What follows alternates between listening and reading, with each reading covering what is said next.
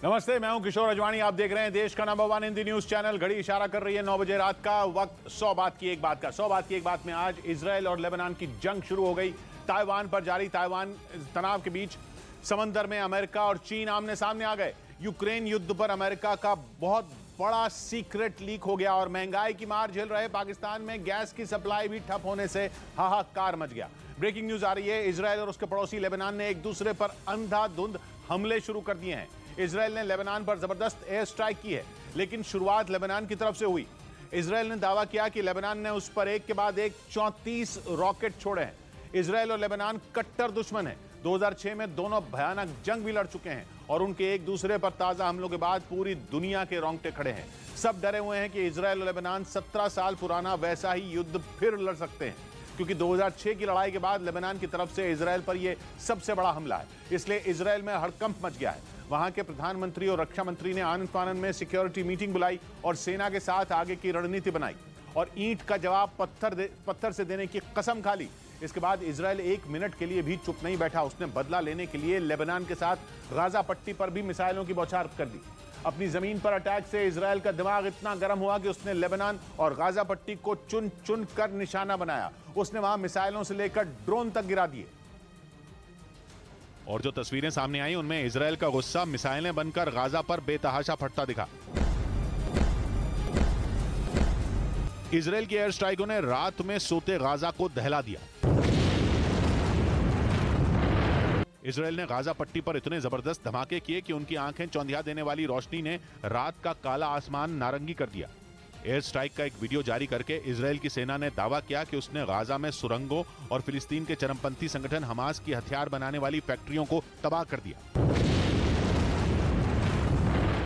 पर जवाब में गाजा में भी इजराइल की वायुसेना के लड़ाकू विमानों पर मिसाइलें चला दी और इजराइल की तरफ रॉकेट भी उड़ाए गए। लेकिन गाजा के हमले में इजराइल का बाल भी बांका नहीं हुआ, क्योंकि गाजा से रॉकेट चलते ही इजराइल का एयर डिफेंस सिस्टम आयरन डोम एक्टिवेट हो गया और उसकी मिसाइलों ने आसमान में डेरा डाल दिया। वहीं इससे पहले लेबनान से जो रॉकेट चले उन्होंने उत्तरी इजराइल पर हमला बोला। इजराइल और लेबनान पड़ोसी हैं। इजराइल की उत्तरी सीमा लेबनान से लगती है, इसलिए लेबनान की सीमा के पास इजराइल के उत्तर में मौजूद गलील इलाके में कई शहरों में लेबनान के रॉकेट आसमान में मंडराते देखे गए। इजराइल के श्लोमी शहर में तो रॉकेट एक बैंक पर ही जा गिरा, जिससे बैंक की बिल्डिंग बर्बाद हो गई। उसकी खिड़कियों के शीशे चकनाचूर हो गए और दीवारों पर छेद ही छेद नजर आए। लेबनान के हमलों की वजह से इजराइल के श्लोमी शहर में जगह जगह आग भी भड़की दिखी। इसलिए खुद पर हुए इतने बड़े वार पर इजराइल भी हाथ पर हाथ धरे नहीं बैठा। वो लेबनान पर टूट पड़ा और लेबनान को मुंह तोड़ जवाब देकर उसने हिसाब बराबर कर लिया। हालांकि इजराइल पर हमले किसने किए ये सामने नहीं आया। किसी ने भी अटैक की जिम्मेदारी नहीं ली। लेबनान की सेना ने यह तो माना कि उसके यहां से रॉकेट चलाए गए, लेकिन चलाए किसने ये उसने नहीं बताया। मगर इजराइल ने इसके पीछे दक्षिणी लेबनान में पनाह लिए हमास के लड़ाकों का हाथ होने का शक जताया। मगर लेबनान के जिस चरमपंथी संगठन हिजबुल्लाह से इजराइल का 36 का आंकड़ा है, उसका इजराइल ने नाम तक नहीं लिया। इजराइल ने दावा किया कि उसके उत्तरी इलाके को निशाना बनाते हुए लेबनान के दक्षिण से 34 रॉकेट फायर किए गए। दक्षिणी लेबनान में फिलिस्तीन के शरणार्थियों और चरमपंथियों का अड्डा है, लेकिन लेबनान के उसी दक्षिणी हिस्से में चरमपंथी संगठन हिजबुल्लाह का दबदबा है। पर हिजबुल्लाह ने भी इजराइल पर हमला करने का न तो दावा किया और न ही उससे इनकार किया। मगर एक दिन पहले हिजबुल्लाह ने इजराइल को बहुत बड़ी धमकी जरूर दी थी। उसने कहा था कि अल अक्सा मस्जिद के लिए लाखों करोड़ों मुसलमान अपना खून बहाने के लिए तैयार हैं और यरूशलेम की उसी अल अक्सा मस्जिद में बीते 2 दिन लगातार धावा बोलकर इजराइल की पुलिस ने वहां नमाज पढ़ रहे फिलिस्तीनियों को खदेड़ दिया था। इजराइल के इस एक्शन के बाद पहले गाजा की तरफ से इजराइल पर रॉकेट दागे गए और अब लेबनान ने उसे टारगेट किया। हालांकि इजराइल ने दावा किया कि लेबनान से चले ज्यादातर रॉकेटों को उसके आयरन डोम डिफेंस सिस्टम ने इजराइल पर गिरने से पहले ही मार गिराया। मगर इजराइल भले ही लड़ने के दावे करे, लेकिन रमजान के महीने में मुसलमानों के साथ उसकी ज्यादती ने मुस्लिम देशों को आग बबूला कर दिया है। अल अक्सा मस्जिद वाली घटना के बाद ही लेबनान से उस पर रॉकेट छोड़े गए, जिसका आरोप इजराइल ने वहां जमे हमास के चरमपंथियों पर लगाया। लेकिन इजराइल पर हमला हिजबुल्लाह की मर्जी के बिना तो हुआ नहीं होगा। हमास के लड़ाके हिजबुल्लाह की जमीन से इजराइल पर वार करें और हिजबुल्लाह से पूछे भी ना, ये तो नहीं हो सकता। इसलिए रक्षा विशेषज्ञ मान रहे हैं कि हिजबुल्लाह की मदद से ही हमास ने इजराइल पर रॉकेट लॉन्च किए होंगे। लेकिन ये मानते ही पिक्चर में ईरान की भी एंट्री हो जाती है, क्योंकि लेबनान के हिजबुल्लाह के सिर पर ईरान का ही हाथ है। ईरान उसकी पूरी मदद करता है, क्योंकि इजराइल ईरान का जानी दुश्मन है। इजराइल की पुलिस अब जब अल अक्सा मस्जिद में घुसी थी तो पहले ही दिन ईरान का गुस्सा फूट पड़ा था। उसने इजराइल को जमकर सुनाया था और अब वो इजराइल की घेरेबंदी में जुट गया है। उसने मुस्लिम देशों को इजराइल के खिलाफ करने की कोशिश शुरू कर दी है, जिसके लिए ईरान ने मुस्लिम देशों के संगठन OIC यानी ऑर्गेनाइजेशन ऑफ इस्लामिक कोऑपरेशन का इमरजेंसी सेशन बुलाने की मांग उठाई। ईरान ने OIC के सदस्य और दुनिया में सबसे ज्यादा मुस्लिम आबादी वाले देश इंडोनेशिया के राष्ट्रपति को फोन घुमा दिया। बातचीत में ईरान के राष्ट्रपति ने फिलिस्तीन को मुस्लिम दुनिया का धड़कता दिल बताया और उसके लोगों पर इजराइल की बर्बरता पर चर्चा के लिए OIC का सत्र बुलाने की मांग की। इस बीच पश्चिमी मीडिया ने दावा किया कि इजराइल ने ईरान को सबक सिखाने के लिए उस पर अकेले ही हमला करने की हुंकार भर दी। इजराइल के आर्मी चीफ हेर्जी हलेवी ने ऐलान किया कि उनका मुल्क ईरान पर धावा बोलने के लिए तैयार है, क्योंकि इजराइल के लाख मना करने के बाद भी ईरान परमाणु हथियार बनाने की अपनी जिद पर अड़ा है, जबकि इजराइल किसी भी सूरत में ईरान को परमाणु बम बनाने देने से रोकना चाहता है। इसी वजह से इजराइल के प्रधानमंत्री बेंजामिन नेतन्याहू कई बार ईरान को अपना परमाणु कार्यक्रम फौरन बंद करने और ऐसा नहीं करने पर हमले की धमकी दे चुके हैं। लेकिन ईरान भी ये ठान कर बैठा है कि चाहे जो हो जाए वो परमाणु ताकत बनकर ही रहेगा। और पश्चिमी मीडिया के मुताबिक इसीलिए इजराइल के आर्मी चीफ हेर्जी हलेवी ने ये ऐलान कर दिया कि ईरान को परमाणु ताकत बनने से रोकने के लिए उनका मुल्क उस पर हमले के लिए तैयार है। मतलब इजराइल ने ईरान से जंग लड़ने की पूरी तैयारी कर ली है। यही नहीं, इजराइल ने यह भी साफ कर दिया है कि उसे ईरान से युद्ध लड़ने के लिए किसी दूसरे देश की जरूरत नहीं है और ना ही उसे नतीजे की परवाह है। उसका मकसद सिर्फ और सिर्फ ईरान को घुटनों पर लाना है। इजराइल के आर्मी चीफ ने एक इंटरव्यू के दौरान कहा कि उन्हें इस बात की चिंता नहीं है कि ईरान पर हमले के दौरान अमेरिका मदद करता है या नहीं। अगर वो साथ नहीं भी देता है तो भी इजराइल अकेले अपने दम पर ईरान को न्यूक्लियर हथियार बनाने से रोक सकता है। इजराइल का आरोप है कि ईरान परमाणु बम बनाने के बेहद करीब पहुंच चुका है और अगर ईरान ने एटम बम बना लिया तो इजराइल के साथ साथ कई दूसरे देशों की सुरक्षा खतरे में पड़ जाएगी। इसीलिए इजराइल हर कीमत पर ईरान को परमाणु हथियार हासिल करने से रोकने में जुटा है, चाहे इसके लिए उसे ईरान से जंग ही क्यों न लड़नी पड़े। इसी वजह से पश्चिमी मीडिया यह दावा कर रहा है कि आने वाले कुछ दिनों में ईरान और इजराइल के बीच युद्ध का नया मोर्चा खुल सकता है और अगर ऐसा हुआ तो फिर तीसरा विश्व युद्ध भड़कने में देर नहीं लगेगी। इजराइल का दावा है कि उसकी सेना के पास हजारों किलोमीटर दूर मार करने वाली मिसाइलें मौजूद हैं, जो पलक झपकते ही दुश्मन का काम तमाम कर देगी। वहीं पश्चिमी मीडिया का ये दावा है कि ईरान भी ये बात अच्छी तरह जानता है कि इजराइल उसे परमाणु हथियार बनाने से रोकने के लिए उस पर हमला कर सकता है। इसलिए उसने भी ये हुंकार भरी कि अगर इजराइल ने उस पर हमला करने की गलती की तो वो दुनिया के नक्शे से इजराइल का नामो निशान मिटा देगा। मतलब ईरान ने भी इजराइल से जंग लड़ने के लिए कमर कस रखी है। हालांकि इस मामले पर अमेरिका ने चुप्पी साध रखी है, जबकि इजराइल की तरह वो भी ईरान के परमाणु कार्यक्रम के खिलाफ खड़ा है, लेकिन वो खुलकर सामने नहीं आ रहा। पश्चिमी मीडिया के मुताबिक अमेरिका कूटनीति के जरिए ईरान को एटम बम बनाने से रोकने में जुटा है, जिससे इजराइल इत्तेफाक नहीं रखता। उसका कहना है कि ईरान पर हमला करने में जितनी ज्यादा देर होगी वो एटम बम बनाने के उतना ही करीब पहुंच जाएगा और इसीलिए इजराइल ईरान पर फौरन एक्शन के मूड में है। कुछ हफ्ते पहले भी इजराइल के प्रधानमंत्री बेंजामिन नेतन्याहू ने अपने यूरोप दौरे के दौरान ईरान से अकेले भिड़ने और उसके परमाणु ठिकानों को तबाह करने का ऐलान किया था और अब इजराइल के सेना प्रमुख ने भी ईरान को परमाणु हथियार हासिल करने से रोकने के लिए उस पर हमला करने की हुंकार भरी, जिससे पूरी दुनिया में खलबली मच गई। उधर इजराइल के खुफिया विभाग ने आगाह किया कि न्यायिक सुधार बिल पर हाल में हुए विरोध प्रदर्शनों की वजह से सेना की ताकत घट गई, जिसका खमियाजा इजराइल को कई मोर्चों पर उठाना पड़ सकता है, क्योंकि इजराइल में न्यायिक सुधार बिल पर गृह युद्ध जैसे हालात बन गए थे। कई शहरों में लोगों ने सड़कों पर उतरकर बेंजामिन नेतन्याहू की सरकार का विरोध किया। खबर तो यह भी सामने आई थी कि वहां की सेना के कई जवान भी इस फैसले के खिलाफ थे और उन्होंने एक मिलिट्री ड्रिल में शामिल न होकर अपनी राय जाहिर भी की, क्योंकि वो नहीं चाहते थे कि इजरायली संसद को सुप्रीम कोर्ट के फैसलों को पलटने का अधिकार मिल जाए, साथ ही सरकार को जजों की नियुक्ति में दखल देने की भी ताकत मिल सके। इसी वजह से वहां लोगों ने कई दिनों तक प्रदर्शन किए। हालांकि बाद में इजराइल के प्रधानमंत्री बेंजामिन नेतन्याहू ने इस बिल को संसद के अगले सत्र के लिए टाल दिया, जिसके बाद वहां के हालात सुधर गए। लेकिन इजराइल के खुफिया विभाग का दावा है कि इन प्रदर्शनों की वजह से सेना की रणनीति पर बड़ा असर पड़ा। मतलब कई मोर्चों पर इजराइल वो प्लानिंग नहीं कर सका जिसकी सख्त जरूरत थी। मौजूदा वक्त में इजराइल को सबसे बड़ा खतरा ईरान से है, जिस पर वो कई बार हमले की धमकी दे चुका है। इसके अलावा लेबनान भी उसका कट्टर दुश्मन है। ऐसे में अगर इजराइल की ताकत कभी भी कम होगी तो उसे इसकी भारी कीमत चुकानी पड़ सकती है। ब्रेकिंग न्यूज आ रही है, अमेरिका और चीन किसी भी वक्त जंग शुरू कर सकते हैं, क्योंकि प्रशांत महासागर में दोनों देशों के जंगी जहाज बहुत नजदीक खड़े हैं। ये दावा यूरेशियन टाइम्स नाम की वेबसाइट ने किया और ऐसे समय में दोनों देशों के जंगी जहाजों की तैनाती की खबर दी जब ताइवान की राष्ट्रपति अमेरिका के दौरे पर गई थी। वो वहां की संसद के स्पीकर केविन मैकार्थी से भी मिली, जिसके बाद चीन ने अमेरिका और ताइवान को धमकी दी थी। और खबर है कि इस समय चीन का शेंडोंग एयरक्राफ्ट कैरियर और अमेरिका का निमित्ज एयरक्राफ्ट कैरियर ताइवान के पास लुजॉन स्ट्रेट में खड़े हैं। जिसका मतलब यह हुआ कि ताइवान के मुद्दे पर चीन और अमेरिका मरने मारने पर उतारू हैं, वरना दोनों के जंगी जहाज आमना सामना करने के लिए तैयार नहीं होते। प्रशांत महासागर में ये सारी हलचल ऐसे समय हुई जब ताइवान की राष्ट्रपति अमेरिका दौरे पर गईं, वहां की संसद के स्पीकर से मिली और अमेरिका की ओर से उन्हें एक बार फिर यह भरोसा दिया गया कि वो चीन के खिलाफ ताइवान के साथ खड़ा है। जिसके कुछ ही घंटों बाद प्रशांत महासागर जंग के मैदान में बदल गया, क्योंकि यूरेशियन टाइम्स नाम की वेबसाइट ने दावा किया कि वहां अमेरिका और चीन के जहाज एक दूसरे के बहुत नजदीक खड़े हैं, इतना नजदीक कि कभी भी उनका आमना सामना हो सकता है, क्योंकि दोनों जंगी जहाज ताइवान से ज्यादा दूर नहीं है। यानी ताइवान की राष्ट्रपति के अमेरिका दौरे ने एशिया को अखाड़ा बनाने की तैयारी कर दी, जिसमें ताइवान के चक्कर में अमेरिका जंग लड़ेगा।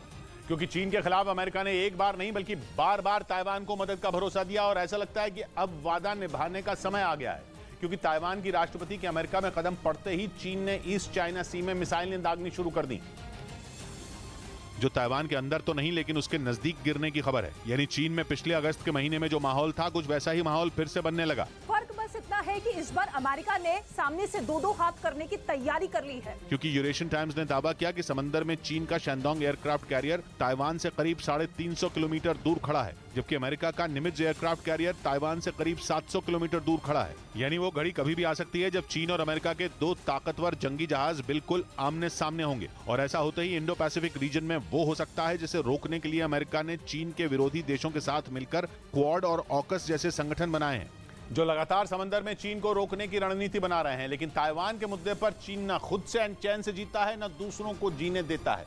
ताइवान की राष्ट्रपति के अमेरिका जाने पर तो वो बौखलाए उठा, और प्रशांत महासागर में मची उथल पुथल उसी की बौखलाहट का नतीजा है, क्योंकि ताइवान के रक्षा मंत्रालय ने खुद जानकारी दी कि चीन का शैंडोंग एयरक्राफ्ट कैरियर लुजोन स्ट्रेट के बाशी चैनल में खड़ा है। अमेरिका का निमित्ज एयरक्राफ्ट कैरियर भी उससे कुछ दूरी पर ही खड़ा है, यानी प्रशांत महासागर के उस हिस्से में जो फिलीपींस सागर और साउथ चाइना सी को जोड़ता है। और लुजोन स्ट्रेट के बाशी चैनल को तो जाना ही सैन्य अभियानों के लिए जाता है, क्योंकि ये फिलीपींस और ताइवान के बीच है, जिस पर दोनों अपना अधिकार जताते हैं। और इसी झगड़े का फायदा उठाकर चीन ने बेधड़क होकर लुजोन स्ट्रेट के बाशी चैनल में अपना युद्धपोत भेज दिया।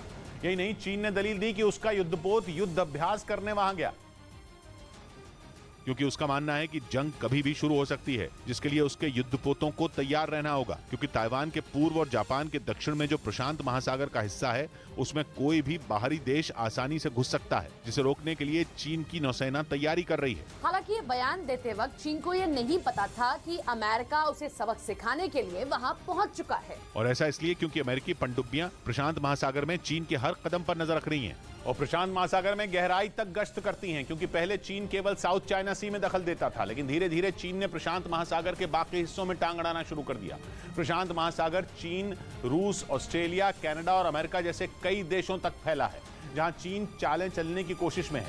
यही वजह है कि अमेरिका ने अपनी पनडुब्बियों का 60% बेड़ा प्रशांत महासागर में तैनात कर दिया, जिनमें उसकी 49 फास्ट अटैक पनडुब्बियां शामिल हैं, जो बिना रुके मीलों का सफर तय कर सकती हैं और प्रशांत महासागर में गहराई तक गश्त लगाती हैं। स्टेल्थ तकनीक से लैस होने की वजह से इन पनडुब्बियों को पकड़ना भी मुश्किल होता है और दुश्मन को उनकी भनक तक नहीं लगती। अमेरिकी पनडुब्बियों की तैनाती से जुड़ी यह खबर वहां की नौसेना के एक बड़े अधिकारी ने ही दी, जिससे यह पता चलता है कि अमेरिका चीन के हर कदम पर नजर रख रहा है, और शायद यही वजह है कि चीन के युद्धपोत के ताइवान के नजदीक पहुंचते ही अमेरिकी युद्धपोत भी वहां पहुंच गया।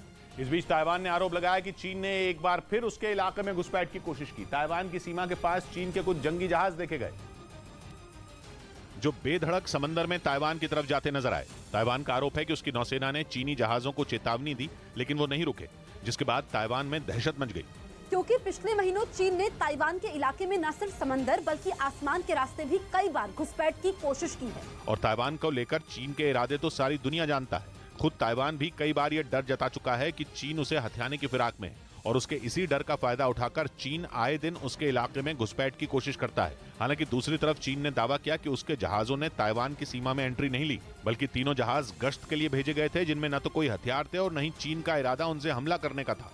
उधर ताइवान की राष्ट्रपति के दौरे से भड़के चीन ने अमेरिका की 2 संस्थाओं पर बैन लगा दिया। चीन लंबे वक्त से अमेरिका को ताइवान के मुद्दे से दूर रहने की धमकी देता रहा है, और जब पहली बार ताइवान की राष्ट्रपति अमेरिका पहुंची तो वो बुरी तरह तिलमिला उठा, जिसके बाद उसने अपने देश में अमेरिका के हडसन इंस्टीट्यूट और the Ronald Reagan presidential library पर बैन लगा दिया। Ronald Reagan presidential library America के 40वें राष्ट्रपति रोनाल्ड रेगन के नाम पर बनाई गई है, जो अमेरिका की सबसे बड़ी लाइब्रेरी है, और चीन ने इसे इसलिए बैन किया क्योंकि ताइवान की राष्ट्रपति और अमेरिकी संसद के स्पीकर केविन मैकार्थी की मुलाकात इसी लाइब्रेरी में हुई।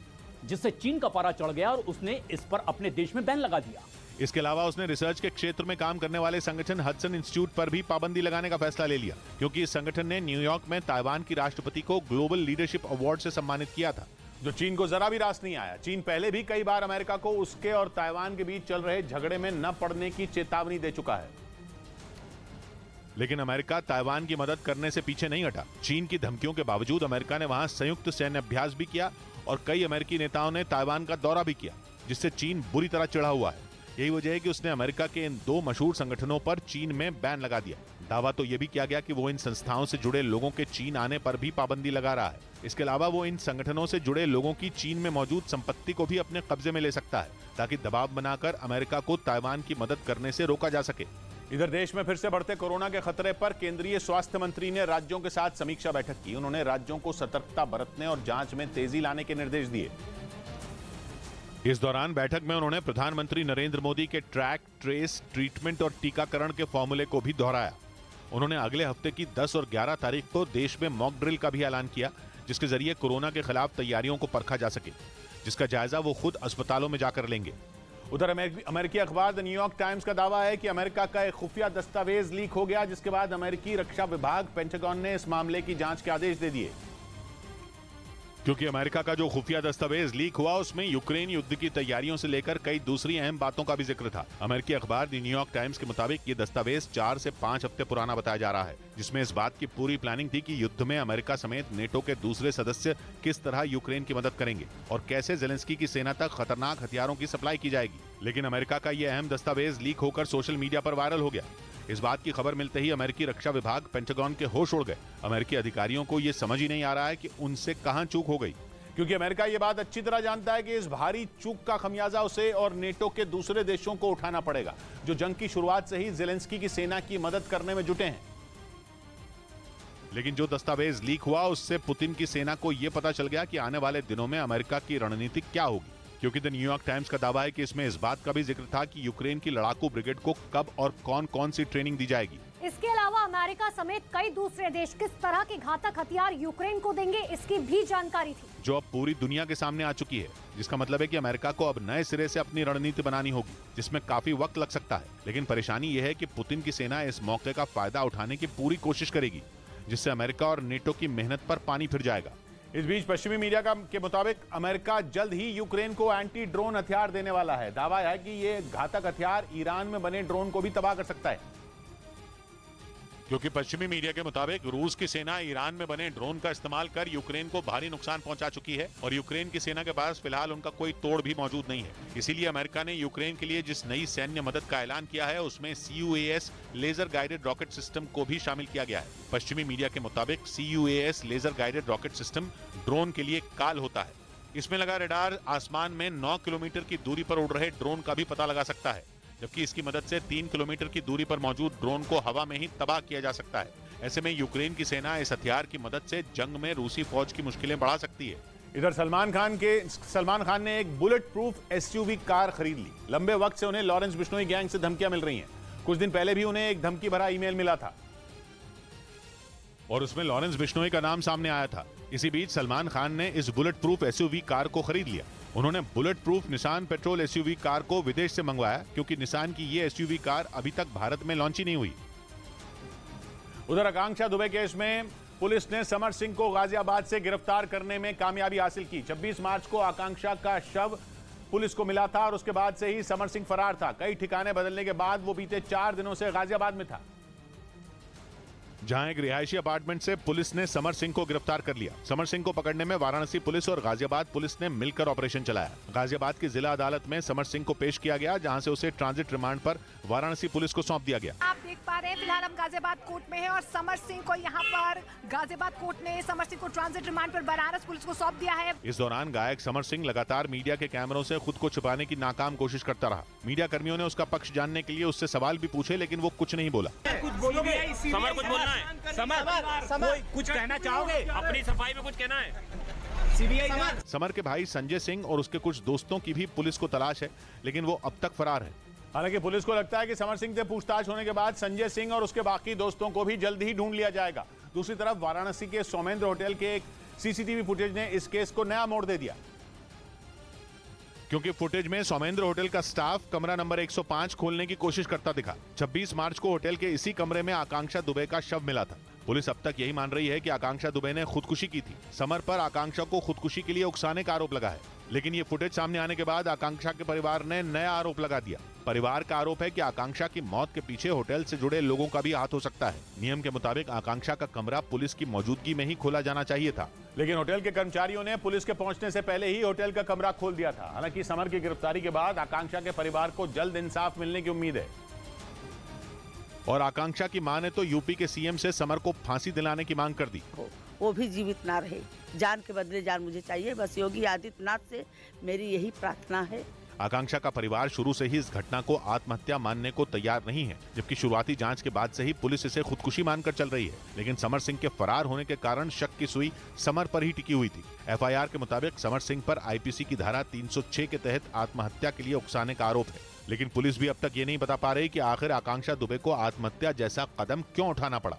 उधर अजरबैजान और उसके पड़ोसी ईरान की दुश्मनी ने इतना बुरा मोड़ ले लिया कि रक्षा विशेषज्ञों को डर है कि जल्द ही ईरान और अजरबैजान सीधे सीधे भिड़ सकते हैं। हुआ यह कि अजरबैजान ने ईरान पर उसके यहाँ तख्ता पलट करने की साजिश का आरोप लगा दिया है और इस आरोप में उसने 6 लोगों को गिरफ्तार भी कर लिया है। इसलिए माना जा रहा है कि अब अजरबैजान ईरान पर टूट भी सकता है। अजरबैजान ने बताया कि उसने अजरबैजान के ही जिन 6 नागरिकों को देश में उथल पुथल मचाने की साजिश में शामिल पाया, वो ईरान की सीक्रेट सर्विसेज के एजेंट थे। इससे पहले अजरबैजान ने अपने एक ईरान विरोधी सांसद पर जानलेवा हमले के लिए ईरान को ही जिम्मेदार ठहराया था।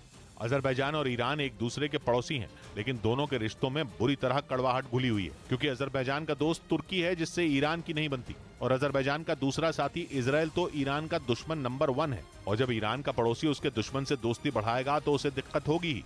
इसी वजह से ईरान और अजरबैजान के रिश्तों की खटास दुश्मनी से अब एक भयानक युद्ध की तरफ बढ़ती दिख रही है, क्योंकि अजरबैजान ने ईरान पर उसकी सरकार को गिराने का आरोप तो लगाया ही, उसने अपने यहां मौजूद ईरान के 4 राजनयिकों को भी अजरबैजान छोड़ने को कह दिया।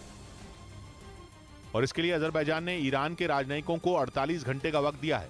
अजरबैजान ने आरोप लगाया कि ईरान के राजनयिक उसके यहां अपनी ड्यूटी के बजाय दूसरी गतिविधियों में शामिल थे। हालांकि अजरबैजान ने यह साफ नहीं किया कि असल में ईरान के राजनयिकों ने किया क्या था, लेकिन अहम बात यह है कि अजरबैजान पहले ही ईरान में अपना दूतावास बंद कर चुका है। ईरान को अजरबैजान और इजराइल की दोस्ती से प्रॉब्लम है, तो अजरबैजान की शिकायत यह है कि ईरान मुस्लिम देश होने के बावजूद अजरबैजान के दुश्मन आर्मेनिया के साथ है, और अजरबैजान की तरह आर्मेनिया भी ईरान का पड़ोसी है। इधर तेलंगाना के बीजेपी अध्यक्ष और सांसद बंदी संजय कुमार को जमानत पर जेल से रिहा कर दिया गया, जिसके बाद उन्होंने संसदीय क्षेत्र करीमनगर में रैली की, जिसमें समर्थकों की बड़ी भीड़ जुटी। एसएससी पेपर लीक मामले में बुधवार को उन्हें गिरफ्तार किया गया था। जेल से रिहाई के बाद बंदी संजय कुमार से केंद्रीय गृह मंत्री अमित शाह और बीजेपी अध्यक्ष जेपी नड्डा समेत बीजेपी के कई बड़े नेताओं ने फोन पर बात की। उधर चीन से तनाव के बीच जापान की सेना का एक हेलीकॉप्टर अचानक लापता हो गया। बाद में पूर्वी चीन सागर में जापान के सर्च ऑपरेशन के दौरान उस हेलीकॉप्टर का मलबा तो मिल गया, लेकिन उस पर सवार सेना के कमांडर समेत 10 लोगों का कोई पता नहीं चल सका, जिनकी तलाश के लिए जापान की सेना ने पूर्वी चीन सागर में अभियान शुरू कर दिया। सेना के जंगी जहाज और दूसरे हेलीकॉप्टरों की मदद से लापता हुए सैनिकों को ढूंढा जा रहा है। जापान के मुताबिक उसके ब्लैक हॉक हेलीकॉप्टर ने मियाको द्वीप के ऊपर से उड़ान भरी थी, जिसके बाद अचानक रेडार से उसका संपर्क टूट गया। जापान का मियाको द्वीप ताइवान की सीमा के नजदीक है और वहां से चीन के लड़ाकू विमान अक्सर ताइवान को डराने के लिए उड़ान भरते हैं। ऐसे में जापान को शक है कि उसके हेलीकॉप्टर के साथ हादसा होने में कहीं चीन का तो हाथ नहीं है। वैसे भी चीन इन दिनों जापान के साथ दुश्मनी निकालने में कोई कसर नहीं छोड़ रहा, क्योंकि हाल के महीनों में चीन कई बार जापान को डराने की कोशिश कर चुका है। इन दोनों देशों के बीच कुछ द्वीपों को लेकर लंबे वक्त से विवाद है, और चीन दूसरे देशों की जमीनों की तरह ही जापान के द्वीपों पर भी कब्जा करने की फिराक में है। लेकिन जापान ने भी ईंट का जवाब पत्थर से देने की तैयारी शुरू कर दी। वो बड़े पैमाने पर खतरनाक हथियारों को जुटा रहा है। जापान अपनी शांति की नीति को छोड़कर युद्ध के लिए कमर कस चुका है। वो ये बात अच्छी तरीके से जानता है कि आज नहीं तो कल चीन उसके द्वीपों को हड़पने के लिए हमला जरूर करेगा। इसलिए जापान ने कुछ हफ्तों पहले अमेरिका के साथ घातक हथियारों की बड़ी डील की थी। हालांकि उसकी सेना में ज्यादातर हथियार अमेरिका के ही हैं, और उसका जो Black Hawk helicopter training drill के दौरान हादसे का शिकार हो गया, वो भी उसे अमेरिका से ही मिला था, जिसे खास ऑपरेशन को अंजाम देने के लिए ही तैयार किया गया। यही नहीं, ये हेलीकॉप्टर कोई नई तकनीक से भी लैस है, और इसीलिए जब उसका संपर्क अचानक रेडार से टूट गया और कई बार कोशिश करने के बावजूद उससे संपर्क नहीं हो पाया, तो जापान का शक और गहरा गया। उसे लगने लगा कि कहीं चीन ने तो उसके ब्लैक हॉक हेलीकॉप्टर को नहीं मार गिराया। हालांकि जापान की सेना अपने कमांडर समेत 10 सैनिकों को बचाने में जी जान से जुटी है। वहां के प्रधानमंत्री फुमियो किशिदा ने इस घटना पर अफसोस जताते हुए भरोसा दिया कि हेलीकॉप्टर पर सवार सभी लोगों को हर कीमत पर बचाया जाएगा और साथ ही इस घटना की जांच भी की जाएगी ताकि पता चल सके कि चीन ने तो कोई साजिश नहीं रची। इस बीच पश्चिमी मीडिया का दावा है कि रूस के सुखोई लड़ाकू विमान यूक्रेन के एयर डिफेंस सिस्टम को चकमा देने में कामयाब हो रहे हैं। इसकी वजह यह बताया गया कि यूक्रेन के पास जितने भी एयर डिफेंस सिस्टम मौजूद हैं वो रूसी फाइटर जेट का सामना नहीं कर सकते और इसी वजह से पुतिन की सेना कई इलाकों में भयंकर तबाही मचा रही है क्योंकि रूस के सुखोई लड़ाकू विमानों को रोकने में यूक्रेन के हथियार नाकाम साबित हो रहे हैं। पश्चिमी मीडिया के मुताबिक रूस अपने सुखोई 34 और सुखोई 35 फाइटर जेट के जरिए रोजाना कई गाइडेड बम बरसा रहा है, लेकिन ज़ेलेंस्की की परेशानी यह है कि वो इन हमलों को चाहकर भी नहीं रोक सकते। इस बीच यूक्रेन की सेना ने भी मांग की कि इन हालात में अमेरिका उसे पेट्रियट मिसाइल डिफेंस सिस्टम देने में देरी न करे ताकि यूक्रेन पुतिन की सेना को जवाब दे सके, क्योंकि हर गुजरते दिन के साथ रूसी सेना का हमला भी बढ़ता जा रहा है। इधर अभिनेत्री अमीषा पटेल के खिलाफ ठगी मामले में रांची की सिविल कोर्ट ने वारंट जारी कर दिया। उन पर अजय सिंह नाम के एक फिल्म निर्माता ने 2018 में 2.5 करोड़ की ठगी का केस दर्ज कराया था और आरोप लगाया था कि एक म्यूजिक वीडियो बनाने के लिए अमीषा पटेल ने उनसे 2.5 करोड़ रुपए लिए, लेकिन न तो म्यूजिक वीडियो बना और न ही उनके पैसे वापस मिले। बाद में अमीषा पटेल की ओर से 2.5 करोड़ का जो चेक दिया गया वो भी बाउंस हो गया, जिसके बाद कोर्ट ने उनके खिलाफ वारंट जारी कर दिया। इस मामले की अगली सुनवाई 15 अप्रैल को होगी। उधर अतीक अहमद और उसके बेटे पर जेल में एक कारोबारी से मारपीट के मामले में आरोप तय हो गए। अतीक अहमद पर देवरिया जेल में लखनऊ के एक बिजनेसमैन को धमकाने और पीटने का आरोप था, जिस पर सीबीआई की स्पेशल कोर्ट में सुनवाई होनी थी। आरोप है कि 2018 में अतीक अहमद और उसके बेटे ने लखनऊ के एक कारोबारी को अगवा किया और उसे देवरिया में मौजूद जेल लेकर गए, जहां उससे जबरन कुछ दस्तावेजों पर साइन कराए गए, जिसके बाद अतीक और उसके बेटे उमर के खिलाफ सीबीआई ने जांच शुरू कर दी थी और अब 5 साल बाद इस मामले में उन पर आरोप तय कर दिए गए। जानकारी के मुताबिक अतीक और उसके बेटे उमर पर जालसाजी, अपहरण और मारपीट के आरोप लगे, जिसमें अतीक अहमद और उसके बेटे को मौत की सजा तक सुनाई जा सकती है। इसके बाद यह तय माना जा रहा है कि अब अतीक अहमद का जेल से निकलना लगभग नामुमकिन है, क्योंकि उस पर पहले से ही उमेश पाल हत्याकांड समेत कई मामले दर्ज हैं और इस केस में भी उसे लंबी सजा भुगतनी पड़ सकती है। इस बीच विधायक राजू पाल हत्याकांड के आरोपी अतीक अहमद का पाकिस्तान कनेक्शन सामने आया। 25 जनवरी 2005 को राजू पाल की हत्या हुई थी। उस वक्त इस केस की जांच कर रहे अधिकारी नारायण सिंह परिहार का दावा है कि उन्हें केस से हटने के लिए धमकियां मिलती थीं और उनके पास पाकिस्तान के नंबरों से फोन आते थे। 2008 में नारायण सिंह परिहार को राजू पाल की हत्या का केस मिला था, जो केस के चौथे जांच अधिकारी थे। उनका दावा है कि अतीक को छोड़ने के लिए उन्हें लाखों रुपए का लालच दिया गया और नहीं मानने पर रेप केस में फंसाने और जान से मारने की धमकी तक दी गई थी। कभी इनके गुमनाम फोन पाकिस्तान से आते थे कि तुम जिंदा रहना चाहते हो कि नहीं रहना चाहते हो। नारायण सिंह का आरोप है कि उन्हें कई दिनों तक धमकियां दी गईं, लेकिन वो अतीक के रसूख के आगे नहीं झुके। बाद में उन्होंने अतीक और उसके गुर्गों के खिलाफ चार्जशीट लगाई, जिसमें गुड्डू मुस्लिम भी था। हालांकि अब इस मामले की जांच सीबीआई कर रही है। वहीं उमेश पाल हत्याकांड के बाद अतीक गैंग के गुर्गों पर अब रंगदारी मांगने का आरोप लगा है। प्रयागराज के मोहम्मद अख्तर नाम के आदमी ने 2 करोड़ रुपए रंगदारी मांगने का आरोप लगाया, जिसमें उसने जैद और उबैद नाम के 2 गुर्गों का नाम लिया और पैसे नहीं देने पर धमकी देने का आरोप भी लगाया। नहीं दोगे तुम, तुम्हारे भाई कोई भी मिल जाएंगे, सीधे जान से जाएंगे। अख्तर की मां गांव की मुखिया है और मुखिया के चुनाव की वजह से परिवार के साथ अतीक के गुर्गों की पुरानी रंजिश है। अब अख्तर ने जैद और उबैद समेत कुल 8 लोगों के खिलाफ मुकदमा दर्ज कराया है। इधर अतीक अहमद के गुर्गे असाद कालिया के खिलाफ एक और केस दर्ज हो गया। उस पर एक वकील से पैसे वसूलने का आरोप लगा, जिससे उसने 10 लाख रुपए की मांग की और पैसे न देने पर उसका हाल उमेश पाल जैसा करने की धमकी भी दी। शिकायत करने वाले वकील वकार अहमद ने आरोप लगाया कि अतीक का गुर्गा उन्हें एक जमीन खरीदने से रोकना चाहता था, जिसके लिए उसने उन्हें इंटरनेट कॉल पर धमकी देते हुए 10 लाख रुपए की डिमांड की थी। हालांकि पुलिस ने इस मामले में आसाद समेत बाकी आरोपियों पर FIR दर्ज कर ली। उधर जंग में रूस की मदद कर रहे चीन को नेटो ने अंजाम भुगतने की चेतावनी दे दी। चीन जंग की शुरुआत से ही रूस के साथ खड़ा है और यूरोप के देशों की लगाई तमाम पाबंदियों के बावजूद रूस को मदद पहुंचाने में जुटा हुआ। पश्चिमी मीडिया ने कुछ दिन पहले यह दावा किया था कि चीन हथियारों की बड़ी खेप पुतिन को मदद के तौर पर भेज सकता है, जिसके बाद नाटो ने चीन के इस रवैये पर कड़ा एतराज जताया था। लेकिन चीन रूस की मदद करने से बाज नहीं आया, जिसके बाद नेटो ने चीन को बड़ी कीमत चुकाने की चेतावनी दे दी। Any provision of lethal aid to Russia from China will be a big mistake. NATO ने यह साफ कर दिया कि अगर चीन ने आतंक फैलाने में रूस का साथ दिया तो वो भी नेटो के सदस्य देशों के रडार पर होगा। यानी अगर आर पार की जंग की नौबत आई तो नेटो रूस के साथ ही चीन को भी नक्शे से मिटाने में नहीं हिचकिचाएगा। इस बीच पाकिस्तान के पूर्व प्रधानमंत्री इमरान खान की दुनिया भर में फजीहत शुरू हो गई। वहां की एंटी टेररिज्म कोर्ट में हुई उनकी पेशी का वीडियो जैसे ही इंटरनेट पर आया, पाकिस्तान की भद्द पिटनी शुरू हो गई। क्योंकि इस वीडियो में इमरान खान की सुरक्षा का एक अजीब फॉर्मूला दिखा। चारों तरफ सुरक्षा कर्मी शील्ड लेकर चलते हुए दिखे। शील्ड भी इतनी ऊंचाई पर कि इमरान खान का चेहरा किसी को दिखाई न दे। बीच में इमरान खान के सिर पर एक काले रंग का बाल्टी जैसा उपकरण दिखा। इमरान खान का चेहरा और उनका सिर पूरी तरह छिप गया। इमरान खान इस काफिले में पूरी तरह सुरक्षित रहे, कोर्ट में पेश भी हुए और जमानत लेकर लौट भी गए। लेकिन इस वीडियो ने उनकी गजब फजीहत करा दी। और सिर्फ उनका ही नहीं बल्कि इंटरनेट पर पूरे पाकिस्तान का मजाक उड़ाया जाने लगा। एक बाल्टी को सिर पर टांग कर वीआईपी की सुरक्षा करने वाले मुल्क की लोगों ने टांग खींचनी शुरू कर दी और कहा जाने लगा कि ऐसे लोगों को कश्मीर चाहिए। किसी ने पाकिस्तान के एशिया कप की मेजबानी के ख्वाब का मजाक उड़ाया। कोई पाकिस्तान के परमाणु शक्ति होने के दावे का मजाक उड़ाने लगा तो किसी ने पाकिस्तान के परमाणु बमों पर आतंकियों का खतरा याद दिला दिया। कुछ लोगों ने तो जानवरों की तस्वीरें इंटरनेट पर डालकर इमरान खान का मजाक उड़ाना शुरू कर दिया। मतलब ये कि सुरक्षा करने के बाल्टी वाले फॉर्मूले पर पाकिस्तान की खूब फजीहत हुई। इधर बिहार के दरभंगा में जेडीयू विधायक के भाई के प्लांट से पुलिस ने भारी मात्रा में शराब बरामद कर ली। जबकि बिहार में शराबबंदी कानून लागू है, वहां शराब बेचना और पीना दोनों ही कानूनी अपराध है। ऐसे में जेडीयू विधायक के भाई के प्लांट से ही 20 कार्टन अंग्रेजी शराब बरामद की गई। आरोप है कि वो इस पानी के प्लांट की आड़ में शराब का कारोबार चला रहा था, जो पुलिस की इस कार्रवाई के दौरान फरार हो गया। उधर ऐसा लगता है कि उत्तर कोरिया के साइबर प्लान ने अमेरिका, जापान और दक्षिण कोरिया तीनों को एक साथ डरा दिया, क्योंकि इन देशों ने दावा किया कि उत्तर कोरिया ने क्रिप्टो करेंसी चुराई है, जिसका इस्तेमाल वो खतरनाक हथियार बनाने में कर रहा है।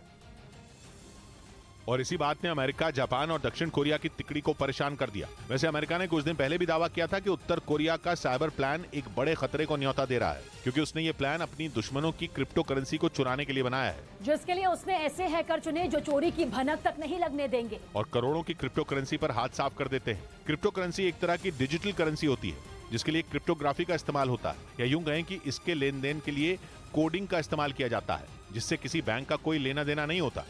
और अमेरिका को शक है कि किम के हैकर कोडिंग के जरिए उसकी क्रिप्टो करेंसी चुरा रहे हैं। हालांकि उसने चोरी का कोई आंकड़ा नहीं बताया, लेकिन यह दावा जरूर किया कि उत्तर कोरिया के परमाणु कार्यक्रम की फंडिंग इसी के जरिए हो रही है, जो अमेरिका, जापान और दक्षिण कोरिया के लिए महाविनाश की दस्तक है।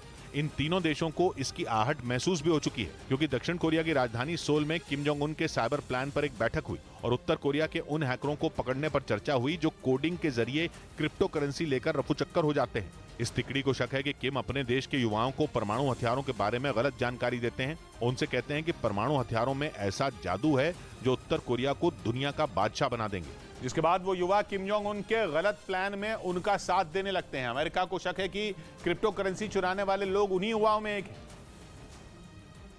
जबकि उन्हें ये पता ही नहीं कि वो क्रिप्टो करेंसी चुराकर दुनिया को महाविनाश की ओर धकेल रहे हैं। अमेरिका, जापान और दक्षिण कोरिया ने यह मुद्दा ऐसे समय उठाया जब तीनों देशों ने इंडो पैसिफिक रीजन में बड़ा युद्ध अभ्यास किया और जापान ने उत्तर कोरिया पर व्यापार से जुड़ा बैन 2 साल के लिए बढ़ा दिया, जिसके बाद किम जोंग उन बौखला गए। उन्होंने तीनों देशों के युद्ध अभ्यास को तनाव बढ़ाने वाला बताया और ये तक कह दिया कि ये युद्ध अभ्यास परमाणु युद्ध की शुरुआत करेगा। इस बीच ब्रिटेन के मीडिया ने दावा किया कि भारत और अमेरिका की जासूसी करने के लिए चीन श्रीलंका में महाशक्तिशाली रेडार लगाने की तैयारी में है, जिसके लिए उसने वहां की सरकार से इजाजत मांगी है। दावा यह भी किया जा रहा है कि जल्द ही श्रीलंका सरकार चीन को रेडार लगाने की मंजूरी भी दे देगी, क्योंकि अपनी अर्थव्यवस्था को मजबूत करने के लिए श्रीलंका ने चीन से भारी भरकम कर्ज ले रखा है और चीन उसका फायदा उठाने में जुटा है। ब्रिटेन के मीडिया के मुताबिक चीन ने हाल ही में श्रीलंका को 2 साल तक कर्ज नहीं लौटाने का ऑफर दिया है, लेकिन बदले में चीन ने श्रीलंका के सामने वहां रेडार स्टेशन बनाने की शर्त रख दी। और ब्रिटेन के मीडिया का दावा है कि चीन वहां महाशक्तिशाली रेडार लगाने की तैयारी में है, ताकि वो दक्षिण भारत में मौजूद परमाणु प्लांटों और नौसैनिक अड्डों समेत कई दूसरे अहम ठिकानों पर आसानी से नजर रख सके, जो हिंद महासागर में भारत के लिए खतरे की घंटी है। यही नहीं, पश्चिमी मीडिया का दावा है कि भारत के अलावा चीन उस ताकतवर रेडार से अमेरिका और ब्रिटेन के नौसैनिक अड्डों की भी जासूसी कर सकता है। यानी चीन ने हिंद महासागर में भारत के साथ साथ अमेरिका और ब्रिटेन की नौसैनिक गतिविधियों पर नजर रखने की पूरी प्लानिंग की है। ब्रिटेन के मीडिया के मुताबिक चीन अपना रेडार स्टेशन श्रीलंका की डोंडरा खाड़ी के पास घने जंगल में लगाने की तैयारी में है, जहां से वो भारत के आंध्र प्रदेश में मौजूद श्रीहरिकोटा अंतरिक्ष स्टेशन, ओडिशा के चांदीपुर मिसाइल परीक्षण केंद्र और कई दूसरे सैन्य अड्डों की जासूसी कर सकता है। इससे पहले भी श्रीलंका ने चीन के जासूसी जहाज को अपने यहां रुकने की इजाजत दी थी, जिसका भारत ने कड़ा विरोध किया था। कुछ रोज पहले ही ये खबर आई थी कि भारत को घेरने के लिए चीन म्यांमार के कोको द्वीप पर जासूसी अड्डा बनाने में जुटा है। उधर हिंद महासागर में चीन की चालों को फेल करने के लिए भारत की तीनों सेनाओं ने अंडमान के समंदर में अपनी ताकत दिखाई और युद्ध अभ्यास किया। यह युद्ध अभ्यास म्यांमार में जासूसी अड्डा बनाने में जुटे चीन के प्लान को चौपट कर सकता है। क्योंकि अंडमान के समंदर में भारत की तीनों सेनाओं के युद्ध अभ्यास को देखकर चीन के पसीने छूट जाएंगे। अंडमान और निकोबार में भारतीय सेना की इकलौती ट्राई सर्विस कमांड है, यानी वहाँ तीनों सेनाएं तैनात हैं जिन्होंने कवच नाम का साझा युद्ध अभ्यास किया और चीन को बता दिया कि वो अंडमान और निकोबार के नजदीक म्यांमार के कोको आइलैंड्स में चालें चलना बंद करे, क्योंकि खबर है कि अंडमान और निकोबार से करीब 55 किलोमीटर दूर कोको आइलैंड्स में चीन जासूसी अड्डा बना रहा है और भारत को शक है कि चीन वहां पर एक एयर डिफेंस सिस्टम और सर्वेलेंस सिस्टम तैनात करने की कोशिश में है। चीन का प्लान उसके कंबोडिया के रीम नेवल बेस प्लान से मिलता जुलता है, जहां चीन ने सैन्य अड्डा बना लिया है और खबर है कि म्यांमार के कोको आइलैंड्स में भी वो कुछ ऐसा ही करने वाला है, क्योंकि खबर है कि पिछले कुछ सालों में चीन ने वहां पर रेडार स्टेशन बनाए हैं जिनसे वो भारत के सैटेलाइट और मिसाइल कार्यक्रम पर नजर रखना चाहता है। कोको द्वीप चीन के लिए इसलिए भी जरूरी है क्योंकि वहां से वो बंगाल की खाड़ी और मलक्का स्ट्रेट दोनों पर, या यूं कहें कि हिंद महासागर के एक बड़े हिस्से पर नजर रख सकता है, क्योंकि मलक्का स्ट्रेट अंडमान सागर यानी हिंद महासागर के एक बड़े हिस्से और प्रशांत महासागर को जोड़ता है। ये समंदर के रास्ते व्यापार का सबसे जरूरी रास्ता भी है और इसीलिए चीन की नजर भारत के पड़ोसी देश म्यांमार के छोटे से कोको द्वीप पर है, जिसे नाकाम करने के लिए भारत की तीनों सेनाओं ने अंडमान और निकोबार में युद्ध अभ्यास किया और चीन को बता दिया कि भारत हिंद महासागर में चीन की दाल नहीं गलने देगा। इस बीच सोशल मीडिया पर केंद्र सरकार के खिलाफ फेक न्यूज फैलने से रोकने के लिए सरकार ने नए आईटी नियमों को मंजूरी दे दी। इन नियमों के तहत केंद्र सरकार के प्रचार से जुड़ी खबरों की निगरानी करने वाली संस्था पीआईबी यानी प्रेस इंफॉर्मेशन ब्यूरो को कुछ अधिकार दिए गए, जिनमें पीआईबी का सबसे बड़ा अधिकार यह होगा कि अगर उसने किसी भी सोशल मीडिया प्लेटफॉर्म पर सरकार के खिलाफ किसी खबर को गलत या अफवाह फैलाने वाली पाया तो वो उस खबर को हटाने के लिए कह सकता है। ऐसा न करने पर नए नियमों के तहत उस सोशल मीडिया प्लेटफॉर्म को कार्रवाई का सामना भी करना पड़ सकता है। इस बीच आंध्र प्रदेश के पूर्व मुख्यमंत्री किरण कुमार रेड्डी बीजेपी में शामिल हो गए, यानी कांग्रेस को 2 दिन में 2 झटके लगे। उसके 2 नेताओं ने बीजेपी का दामन थाम दिया। किरण कुमार रेड्डी ने पिछले ही महीने कांग्रेस से इस्तीफा दिया था और अब वो बीजेपी में शामिल हो चुके हैं, यानी कर्नाटक चुनाव से पहले दक्षिण में कांग्रेस को 2 बड़े झटके लगे, वो भी लगातार। पहले कांग्रेस नेता ए.के. एंटनी के बेटे अनिल के एंटनी बीजेपी में शामिल हुए और अब आंध्र के पूर्व सीएम किरण कुमार रेड्डी ने हाथ छोड़कर कमल पकड़ लिया। Due to bad decisions and wrong decisions of the Congress high command, the party is getting damage totally. यानी बीजेपी में शामिल होने वालों में कांग्रेस के एक और बड़े नेता का नाम जुड़ गया। हालांकि कांग्रेस ने जताया कि उसे किसी के जाने से फर्क नहीं पड़ता, वो सारे का उनका लेने में हमें कोई तकलीफ नहीं है। कर्नाटक चुनाव सिर पर है और 2024 के चुनाव में भी 1 साल से कम बचा है और कांग्रेस के नेता धड़ाधड़ पार्टी छोड़कर बीजेपी के खेमे में जा रहे हैं। यानी विपक्ष को जोड़ने की कोशिश में जुटी कांग्रेस खुद को ही जोड़कर नहीं रख पा रही, जिससे पार्टी का नुकसान ही नुकसान है। हालांकि उसके नेता ये मान नहीं रहे। उधर पश्चिमी मीडिया के मुताबिक रूस यूक्रेन युद्ध के बीच नेटो के सदस्य देश लातविया ने भी जंग की तैयारी शुरू कर दी, क्योंकि दावा है कि रूस और बेलारूस से सीमाएं साझा करने वाले लातविया को अब खतरा महसूस होने लगा है। इसीलिए लातविया की संसद ने वहां 18 से 27 साल की उम्र वालों के लिए सैन्य सेवा अनिवार्य कर दी। हालांकि वहां यह कानून पहले भी था, लेकिन नेटो का सदस्य बनने के बाद लातविया ने साल 2007 में इसे समाप्त कर दिया था। लेकिन पश्चिमी मीडिया के मुताबिक पड़ोस में जारी जंग की वजह से अब लातविया को एक बार फिर अपनी सुरक्षा का डर सताने लगा है, क्योंकि बाल्टिक सागर के किनारे पर बसा लातविया रूस और उसके साथी देश बेलारूस से अपनी सैकड़ों किलोमीटर लंबी सीमाएं साझा करता है और बाकी नेटो सदस्यों के साथ लातविया भी युद्ध में रूस के खिलाफ यूक्रेन की मदद करता आया है। इसीलिए लातविया घबराया हुआ है कि कहीं पुतिन अपना अगला टारगेट उसे न बना लें। वहीं फ्रांस में नई पेंशन स्कीम के खिलाफ एक बार फिर बवाल भड़क गया, क्योंकि वहां प्रदर्शन कर रहे ट्रेड यूनियन के नेताओं और फ्रांस के प्रधानमंत्री के बीच बातचीत बेनतीजा रही, जिसके बाद राजधानी पेरिस समेत कई शहरों में प्रदर्शनकारी एक बार फिर सड़कों पर उतर आए और सरकार के खिलाफ अपना गुस्सा निकाला। गुस्साए लोगों ने पेरिस की सड़कों पर आगजनी शुरू कर दी। वहां सड़क पर रखे कूड़ेदान को जला दिया गया। प्रदर्शनकारियों को रोकने के लिए वहां बड़े पैमाने पर पुलिस फोर्स उतार दी गई। भीड़ को तितर-बितर करने के लिए पुलिस वालों ने आंसू गैस के गोले छोड़े। इस दौरान पुलिस वाले कई प्रदर्शनकारियों को सड़कों पर घसीटते हुए भी नजर आए, लेकिन वो फिर भी वहां से हटने को राजी नहीं हुए और पुलिस वालों के सामने डटकर खड़े हो गए। प्रदर्शनकारी मैक्रोन सरकार के उस फैसले का विरोध कर रहे हैं जिसके तहत फ्रांस में सरकारी कर्मचारियों की रिटायरमेंट उम्र को 62 साल से बढ़ाकर 64 साल कर दिया गया है। और इस फैसले के खिलाफ फ्रांस में पिछले 2 महीनों में 10 बार हिंसक प्रदर्शन हो चुके हैं, लेकिन इस बार प्रदर्शनकारी पहले से भी ज्यादा भड़के नजर आए। उन्होंने पेरिस के एक रेस्टोरेंट में जमकर तोड़फोड़ की और बाद में उसे आग के हवाले कर दिया, क्योंकि फ्रांस के राष्ट्रपति इमैनुअल मैक्रोन ने साल 2017 के चुनावों में जीत के बाद उसी रेस्टोरेंट में जश्न मनाया था। हालांकि सुरक्षा कर्मियों ने वक्त रहते उस आग को बुझा दिया और प्रदर्शनकारियों को वहां से खदेड़ दिया। इस बीच अमेरिका के मशहूर रैपर और ग्रैमी अवार्ड विजेता कूलियो की मौत कैसे हुई इसका पता चल गया। उनके मैनेजर ने बताया कि कूलियो की मौत दवा की ओवरडोज लेने से हुई। जिसकी जानकारी जांच एजेंसी ने रैपर कूलियो के परिवार को दी। अमेरिका के मशहूर rapper artist Leon Ivy junior, जो कूलियो के नाम से मशहूर हुए, उनकी मौत पिछले साल सितंबर के महीने में हुई थी, जिसकी वजह का पता उनकी मौत के 6 महीने बाद चला। उधर ब्रिटेन की गृह मंत्री ने अपने यहाँ पाकिस्तानी मूल के पुरुषों पर ब्रिटेन की लड़कियों का बलात्कार करने का आरोप लगाया तो पाकिस्तान बैकफुट पर आ गया। उसके फॉरेन ऑफिस की प्रवक्ता ने आरोपों को गलत बताया। जबकि इससे पहले ब्रिटेन के प्रधानमंत्री ऋषि सुनक बच्चों का यौन शोषण और लड़कियों का रेप करने वाले पाकिस्तानी मूल के नागरिकों पर एक्शन लेने के लिए पुलिस टास्क फोर्स बना चुके हैं। आरोप है कि ब्रिटेन में पाकिस्तानी मूल के पुरुष छोटे बच्चों और लड़कियों को बहला फुसलाकर पहले उन्हें अपना दोस्त बनाते हैं और फिर उनका यौन शोषण करते हैं। ब्रिटेन की गृह मंत्री ने भी वही बात की तो पाकिस्तान नाराज हो गया। उसने कहा कि ब्रिटेन ने गलत पिक्चर पेश करने की कोशिश की ताकि पाकिस्तानी मूल के पुरुषों को टारगेट किया जा सके। इधर नमाज पढ़ते वक्त एक मस्जिद के इमाम के ऊपर बिल्ली के चढ़ने का वीडियो सोशल मीडिया पर वायरल हो गया। ये वीडियो अफ्रीकी देश अल्जीरिया की एक मस्जिद का बताया गया, जिसमें उस मस्जिद के इमाम हाथ बांधे नमाज पढ़ते नजर आए। उनके पीछे कई और लोग भी मौजूद थे। तभी एक बिल्ली उछलकर उनकी बांह पर चढ़ गई। इसके बाद उन्होंने उस बिल्ली को पुचकारा और पकड़ लिया, लेकिन वो मौका पाते ही उनके कंधे पर चढ़ गई। कंधे पर बैठी बिल्ली ने पहले माइक को देखा और फिर पीछे खड़े लोगों को भी घूरा। इसके बाद उसने जमीन की तरफ छलांग लगाई और वहां से भाग गई। हालांकि इस दौरान मस्जिद के इमाम ने नमाज को रुकने नहीं दिया, जिसके बाद ये वीडियो सोशल मीडिया पर वायरल हो गया। उधर रूस के सहयोगी बेलारूस के राष्ट्रपति लुकाशेंको ने मॉस्को का दौरा किया, जहां उनकी पुतिन से औपचारिक मुलाकात हुई और दोनों नेताओं ने यूक्रेन युद्ध के हालात पर चर्चा की। जिसके बाद लुकाशेंको ने एक बार फिर नेटो देशों को युद्ध की धमकी दे दी, जिसमें उन्होंने जरूरत पड़ने पर अपने देश की रक्षा के लिए कोई भी कदम उठाने का ऐलान किया और यह भी साफ कर दिया कि पश्चिमी दुनिया इसे सिर्फ धमकी समझने की गलती ना करे। इसके बाद एक बार फिर पश्चिम के देशों पर परमाणु हमले का खतरा मंडराने लगा और इसका सबसे बड़ा खतरा यूक्रेन के मददगार और नाटो देश पोलैंड पर है, क्योंकि कुछ दिनों पहले ही रूस ने बेलारूस में पोलैंड की सीमा के करीब परमाणु मिसाइलों को तैनात किया और उससे खतरा सिर्फ पोलैंड को नहीं है।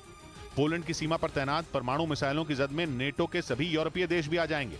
इधर मुंबई में अवैध तरीके से बनाए गए कई फिल्म स्टूडियो को गिराने का काम शुरू किया गया है। एनजीटी के आदेश पर मुंबई के मढ़ इलाके में बने अवैध स्टूडियो पर बीएमसी का बुलडोजर चल गया और देखते ही देखते उसे जमींदोज कर दिया गया। बीजेपी नेता किरीट सोमैया ने मुंबई में बने कई अवैध स्टूडियो के खिलाफ एनजीटी में अर्जी दी थी, जिस पर सुनवाई के बाद 12 स्टूडियो को गिराने और जमीन खाली कराने का आदेश दिया गया। जब तक हफ्ता मिलता रहा परमिशन बढ़ती गई। जिस स्टूडियो पर बीएमसी का बुलडोजर सबसे पहले चला उसे 2021 में बनाया गया था। बताया गया कि इस स्टूडियो में राम सेतु और आदि पुरुष जैसी कई बड़ी फिल्मों की शूटिंग हुई थी। इस बीच यूक्रेन जंग के कारण बदले दुनिया के हालात भारत के लिए अंतरिक्ष में नए दरवाजे खोल रहे हैं। खबर है कि अब तक स्पेस इकोनॉमी में बादशाहत रखने वाले रूस और चीन से दुनिया की बड़ी ताकतें अब दूरी बना रही हैं। इसका बड़ा फायदा भारत को मिल सकता है, खासतौर पर तब जब स्पेस इकोनॉमी का साइज तेजी से बढ़ रहा है। मतलब ये कि अंतरिक्ष में सैटेलाइट भेजने के बिजनेस में भारत जल्द ही दुनिया की सबसे बड़ी ताकतों में शामिल हो सकता है। 2020 में स्पेस इकोनॉमी 44,700 करोड़ डॉलर यानी भारतीय रुपयों में करीब 36 लाख करोड़ रुपए थी, लेकिन 2025 तक ये बढ़कर 60,000 करोड़ डॉलर यानी करीब 48 लाख करोड़ रुपए की हो सकती है। ऐसे में सबसे अहम बात यह है कि भारत इस दिशा में तेजी से आगे बढ़ रहा है, जबकि चीन और रूस की अपनी अपनी परेशानियां हैं जो इन दोनों देशों को इस रेस में पछाड़ सकती हैं। एक तरफ चीन पर दुनिया के कई बड़े देश जासूसी का आरोप लगा रहे हैं, जिसकी वजह से उस पर से लोगों का भरोसा उठ रहा है। दूसरी तरफ यूक्रेन जंग की वजह से कई देश रूस के साथ कारोबार करने से परहेज कर रहे हैं। इसीलिए अंतरिक्ष में सैटेलाइट भेजने वाले देशों में भारत एक बड़ी ताकत बनकर उभर सकता है। ब्रिटेन की एक सैटेलाइट कंपनी की 3 सैटेलाइट इसरो ने अंतरिक्ष में भेजी। कमर्शियल सैटेलाइट अंतरिक्ष में भेजने के लिए ही इसरो ने न्यू स्पेस इंडिया लिमिटेड नाम की कंपनी बनाई है। ये कंपनी दुनिया भर की एजेंसियों का भरोसा जीत रही है। हालांकि स्पेसएक्स जैसी कंपनियां भी इस उद्योग में मौजूद हैं, लेकिन भारत जैसी विश्वसनीयता दूसरी किसी निजी कंपनी के पास नहीं है। यही वजह है कि दुनिया के बदले हालात भारत को अंतरिक्ष का बादशाह बना सकते हैं। उधर ब्रिटेन के मीडिया के मुताबिक रूस के राष्ट्रपति व्लादिमीर पुतिन अपनी हत्या की आशंका से घबराए हुए हैं। दावा है कि जान बचाने के लिए उन्होंने कई खुफिया तरीके अपनाए हैं और यह दावा पुतिन की सुरक्षा टीम का हिस्सा रहे ग्लेब काराकुलफ नाम के एक पूर्व अधिकारी के हवाले से किया गया, क्योंकि ग्लेब के मुताबिक यूक्रेन जंग के बाद से ही पुतिन को अपनी हत्या का डर सता रहा है। पुतिन इस हद तक डरे हुए हैं कि वो अब खाना भी किसी और के चखने के बाद ही खाते हैं। दावा है कि खाना चखने के लिए पुतिन ने खास तौर से एक आदमी रखा हुआ है जो हमेशा उनके आसपास ही मौजूद रहता है। ग्लेब काराकुलफ के मुताबिक पुतिन ने जंग के बाद से ही लोगों से मिलना जुलना कम कर दिया है और वो अपने उन गुप्त ठिकानों में रहना पसंद करते हैं जो रूस के अलग अलग शहरों में मौजूद हैं। लेकिन दावा है कि पुतिन किसी भी ठिकाने पर ज्यादा समय तक नहीं रहते।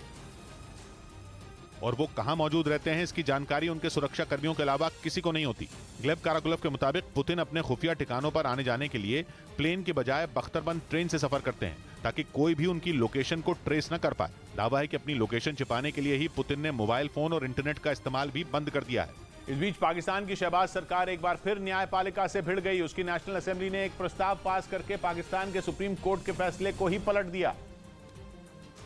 जबकि अभी पिछले हफ्ते ही पाकिस्तान की नेशनल असेंबली ने सुप्रीम कोर्ट के चीफ जस्टिस के अधिकारों पर कैंची चलाने के लिए भी एक बिल पास किया था और अब पाकिस्तान की नेशनल असेंबली फिर सुप्रीम कोर्ट के खिलाफ खड़ी हो गई। सुप्रीम कोर्ट के चीफ जस्टिस की अगुवाई वाली बेंच ने पाकिस्तान के पंजाब प्रांत के चुनाव 14 मई को कराने का फैसला सुनाया था, लेकिन पाकिस्तान की नेशनल असेंबली ने एक प्रस्ताव पास करके उसके फैसले को पलट दिया। इधर दिल्ली की मंडोली जेल में बंद ठगी के आरोपी सुकेश चंद्रशेखर ने चिट्ठी लिखकर दिल्ली के मुख्यमंत्री अरविंद केजरीवाल पर फिर कई गंभीर आरोप लगा दिए, जिसमें केजरीवाल और दक्षिण भारत के उन लोगों के बीच सांठगांठ की बात कही गई जो दिल्ली की शराब नीति मामले में जांच के दायरे में है। सुकेश चंद्रशेखर ने चिट्ठी के जरिए दावा किया कि केजरीवाल के कहने पर तेलंगाना के मुख्यमंत्री के चंद्रशेखर राव की पार्टी बीआरएस के दफ्तर में 15 करोड़ रुपए पहुंचाए गए। सुकेश ने इस लेनदेन से जुड़ी मोबाइल चैट को भी जल्द ही जारी करने की बात कही। उधर रूस के राष्ट्रपति पुतिन ने यूक्रेन के 4 इलाकों डोनेस्क, लुहांस्क, जापोरिजिया और खैरसोन के प्रमुख से मुलाकात की, जिन पर अब रूस अपने कब्जे का दावा करता है और शासन चलाने के लिए क्रेमलिन की ओर से प्रमुख नियुक्त किए गए, जिनसे एक एक कर पुतिन ने मॉस्को में मुलाकात की और यूक्रेन की सेना को अपने इलाकों से पीछे खदेड़ने का आदेश दिया। पुतिन ने यूक्रेन की सेना पर क्रूरता करने का आरोप लगाया और दावा किया कि यूक्रेन की सेना ने रूसी लोगों के साथ साथ यूक्रेन के अपने लोगों को भी निशाना बनाया। पुतिन की ओर से इन 4 इलाकों के प्रमुख को हर संभव मदद का भरोसा दिया गया और जल्द ही इन इलाकों में हर तरह का मेडिकल इंफ्रास्ट्रक्चर बनाने का वादा किया गया। इस बीच बर्फीले तूफान ने उत्तर अमेरिकी देश कनाडा में लोगों की मुश्किलें बढ़ा दी। कई इलाकों में बर्फ की चादर जम गई तो भीषण तूफान के बाद कई इलाकों की बत्ती गुल हो गई, क्योंकि तेज हवा की वजह से बिजली के खंभे गिर गए। बिजली के तारों पर पेड़ की टहनियां गिर गईं, जिसकी वजह से कई शहरों में बिजली चली गई। लाखों लोग अंधेरे में रहने को मजबूर हो गए। यानी बर्फीले तूफान से वहां की बिजली सप्लाई पूरी तरह चरमरा गई, जिसे पटरी पर लाने की कोशिश जारी है। तूफान की वजह से सबसे ज्यादा तबाही वहां के क्यूबेक प्रांत में हुई, जहां के दक्षिणी हिस्से में तूफान से लोगों की मुश्किलें बढ़ गईं, क्योंकि तूफान के साथ ही हुई तेज बारिश से कई पेड़ जड़ से उखड़ गए और सड़क पर गिर गए, जिससे रास्ते बंद हो गए। बताया गया कि 2 लोगों की मौत भी हो गई। उधर पुलिस ने केरल के कोषिकोड में ट्रेन में आग लगाने वाले शाहरुख के खिलाफ सबूत जुटाने तेज कर दिए, जिसके लिए दिल्ली पुलिस और केरल एटीएस ने शाहीन बाग में मौजूद उसके घर के बाहर लगे एक सीसीटीवी कैमरे की फुटेज खंगाली। की जो सीसीटीवी कैमरा फुटेज है उनका फुटेज चेक किया जा रहा है। पुलिस इसके जरिए यह पता लगाने की कोशिश कर रही है कि शाहरुख किस रास्ते केरल पहुंचा और उसमें किस किस ने उसकी मदद की। इधर उत्तर प्रदेश के प्रयागराज में बीजेपी की एक महिला नेता विजय लक्ष्मी चंदेल का बेटा विधान अपने एक रिश्तेदार के घर गया था, जहां से निकलने के लिए वो गाड़ी में बैठा था, लेकिन उसी वक्त उसकी गाड़ी पर बम से जानलेवा हमला किया गया, जिसमें 2 मोटरसाइकिल पर सवार कुल 6 लोग शामिल थे। दोनों मोटरसाइकिल तेजी से एक साथ गली में घुसी और एक एक कर 2 बम गाड़ी पर फेंके गए।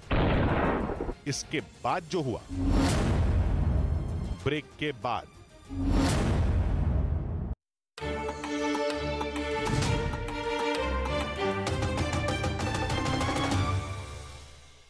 संगठन हमास की हथियार बनाने वाली फैक्ट्रियों को तबाह कर दिया।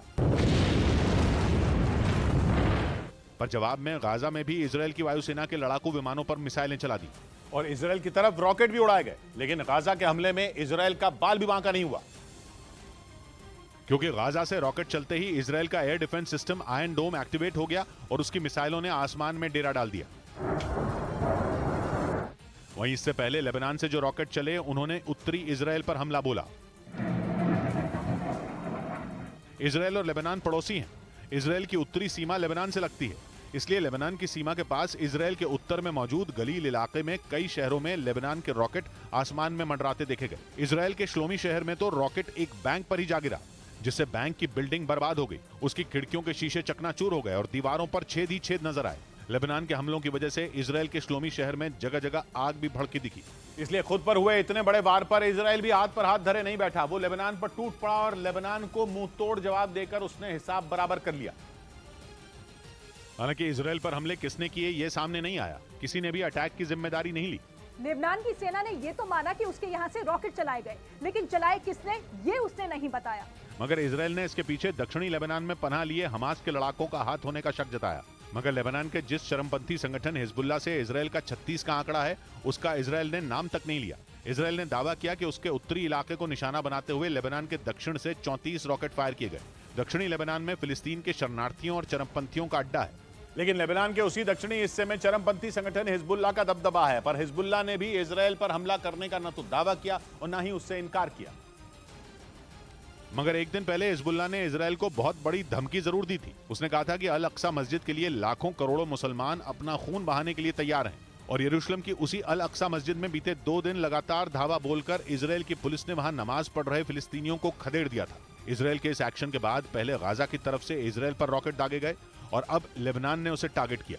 हालांकि इजरायल ने दावा किया कि लेबनान से चले ज्यादातर रॉकेटों को उसके आयरन डोम डिफेंस सिस्टम ने इजरायल पर गिरने से पहले ही मार गिराया। मगर इजरायल भले ही लड़ने के दावे करे, लेकिन रमजान के महीने में मुसलमानों के साथ उसकी ज्यादती ने मुस्लिम देशों को आग बबूला कर दिया है। अल अक्सा मस्जिद वाली घटना के बाद ही लेबनान से उस पर रॉकेट छोड़े गए, जिसका आरोप इजरायल ने वहां जमे हमास के चरमपंथियों पर लगाया। लेकिन इजरायल पर हमला हिजबुल्लाह की मर्जी के बिना तो हुआ नहीं होगा। हमास के लड़ाके हिजबुल्लाह की जमीन से इजरायल पर वार करें और हिजबुल्लाह से पूछे भी ना, ये तो नहीं हो सकता। इसलिए रक्षा विशेषज्ञ मान रहे हैं कि हिजबुल्लाह की मदद से ही हमास ने इजरायल पर रॉकेट लॉन्च किए होंगे। लेकिन ये मानते ही पिक्चर में ईरान की भी एंट्री हो जाती है, क्योंकि लेबनान के हिजबुल्लाह के सिर पर ईरान का ही हाथ है। ईरान उसकी पूरी मदद करता है, क्योंकि इजरायल ईरान का जानी दुश्मन है। इजरायल की पुलिस अब जब अल अक्सा मस्जिद में घुसी थी तो पहले ही दिन ईरान का गुस्सा फूट पड़ा था। उसने इजरायल को जमकर सुनाया था और अब वो इजरायल की घेरेबंदी में जुट गया है। उसने मुस्लिम देशों को इजरायल के खिलाफ करने की कोशिश शुरू कर दी है, जिसके लिए ईरान ने मुस्लिम देशों के संगठन OIC यानी ऑर्गेनाइजेशन ऑफ इस्लामिक कोऑपरेशन का इमरजेंसी सेशन बुलाने की मांग उठाई। ईरान ने OIC के सदस्य और दुनिया में सबसे ज्यादा मुस्लिम आबादी वाले देश इंडोनेशिया के राष्ट्रपति को फोन घुमा दिया। बातचीत में ईरान के राष्ट्रपति ने फिलिस्तीन को मुस्लिम दुनिया का धड़कता दिल बताया और उसके लोगों पर इजरायल की बर्बरता पर चर्चा के लिए OIC का सत्र बुलाने की मांग की। इस बीच पश्चिमी मीडिया ने दावा किया कि इजरायल ने ईरान को सबक सिखाने के लिए उस पर अकेले ही हमला करने की हुंकार भर दी। इजरायल के आर्मी चीफ हेर्जी हलेवी ने ऐलान किया कि उनका मुल्क ईरान पर धावा बोलने के लिए तैयार है, क्योंकि इजरायल के लाख मना करने के बाद भी ईरान परमाणु हथियार बनाने की अपनी जिद पर अड़ा है, जबकि इजरायल किसी भी सूरत में ईरान को परमाणु बम बनाने देने से रोकना चाहता है। इसी वजह से इजरायल के प्रधानमंत्री बेंजामिन नेतन्याहू कई बार ईरान को अपना परमाणु कार्यक्रम फौरन बंद करने और ऐसा नहीं करने पर हमले की धमकी दे चुके हैं। लेकिन ईरान भी ये ठान कर बैठा है कि चाहे जो हो जाए वो परमाणु ताकत बनकर ही रहेगा। और पश्चिमी मीडिया के मुताबिक इसीलिए इजरायल के आर्मी चीफ हेर्जी हलेवी ने ये ऐलान कर दिया कि ईरान को परमाणु ताकत बनने से रोकने के लिए उनका मुल्क उस पर हमले के लिए तैयार है। मतलब इजरायल ने ईरान से जंग लड़ने की पूरी तैयारी कर ली है। यही नहीं, इजरायल ने यह भी साफ कर दिया कि उसे ईरान से युद्ध लड़ने के लिए किसी दूसरे देश की जरूरत नहीं है और ना ही उसे नतीजे की परवाह है। उसका मकसद सिर्फ और सिर्फ ईरान को घुटनों पर लाना है। इजरायल के आर्मी चीफ ने एक इंटरव्यू के दौरान कहा कि उन्हें इस बात की चिंता नहीं है कि ईरान पर हमले के दौरान अमेरिका मदद करता है या नहीं। अगर वो साथ नहीं भी देता है तो भी इजरायल अकेले अपने दम पर ईरान को न्यूक्लियर हथियार बनाने से रोक सकता है। इजरायल का आरोप है कि ईरान परमाणु बम बनाने के बेहद करीब पहुंच चुका है और अगर ईरान ने एटम बम बना लिया तो इजरायल के साथ साथ कई दूसरे देशों की सुरक्षा खतरे में पड़ जाएगी। इसीलिए इजरायल हर कीमत पर ईरान को परमाणु हथियार हासिल करने से रोकने में जुटा है। लेबनान के साथ गाजा पट्टी पर भी मिसाइलों की बौछार कर दी। अपनी जमीन पर अटैक से इजरायल का दिमाग इतना गर्म हुआ कि उसने लेबनान और गाजा पट्टी को चुन चुन कर निशाना बनाया। उसने वहां मिसाइलों से लेकर ड्रोन तक गिरा दिए।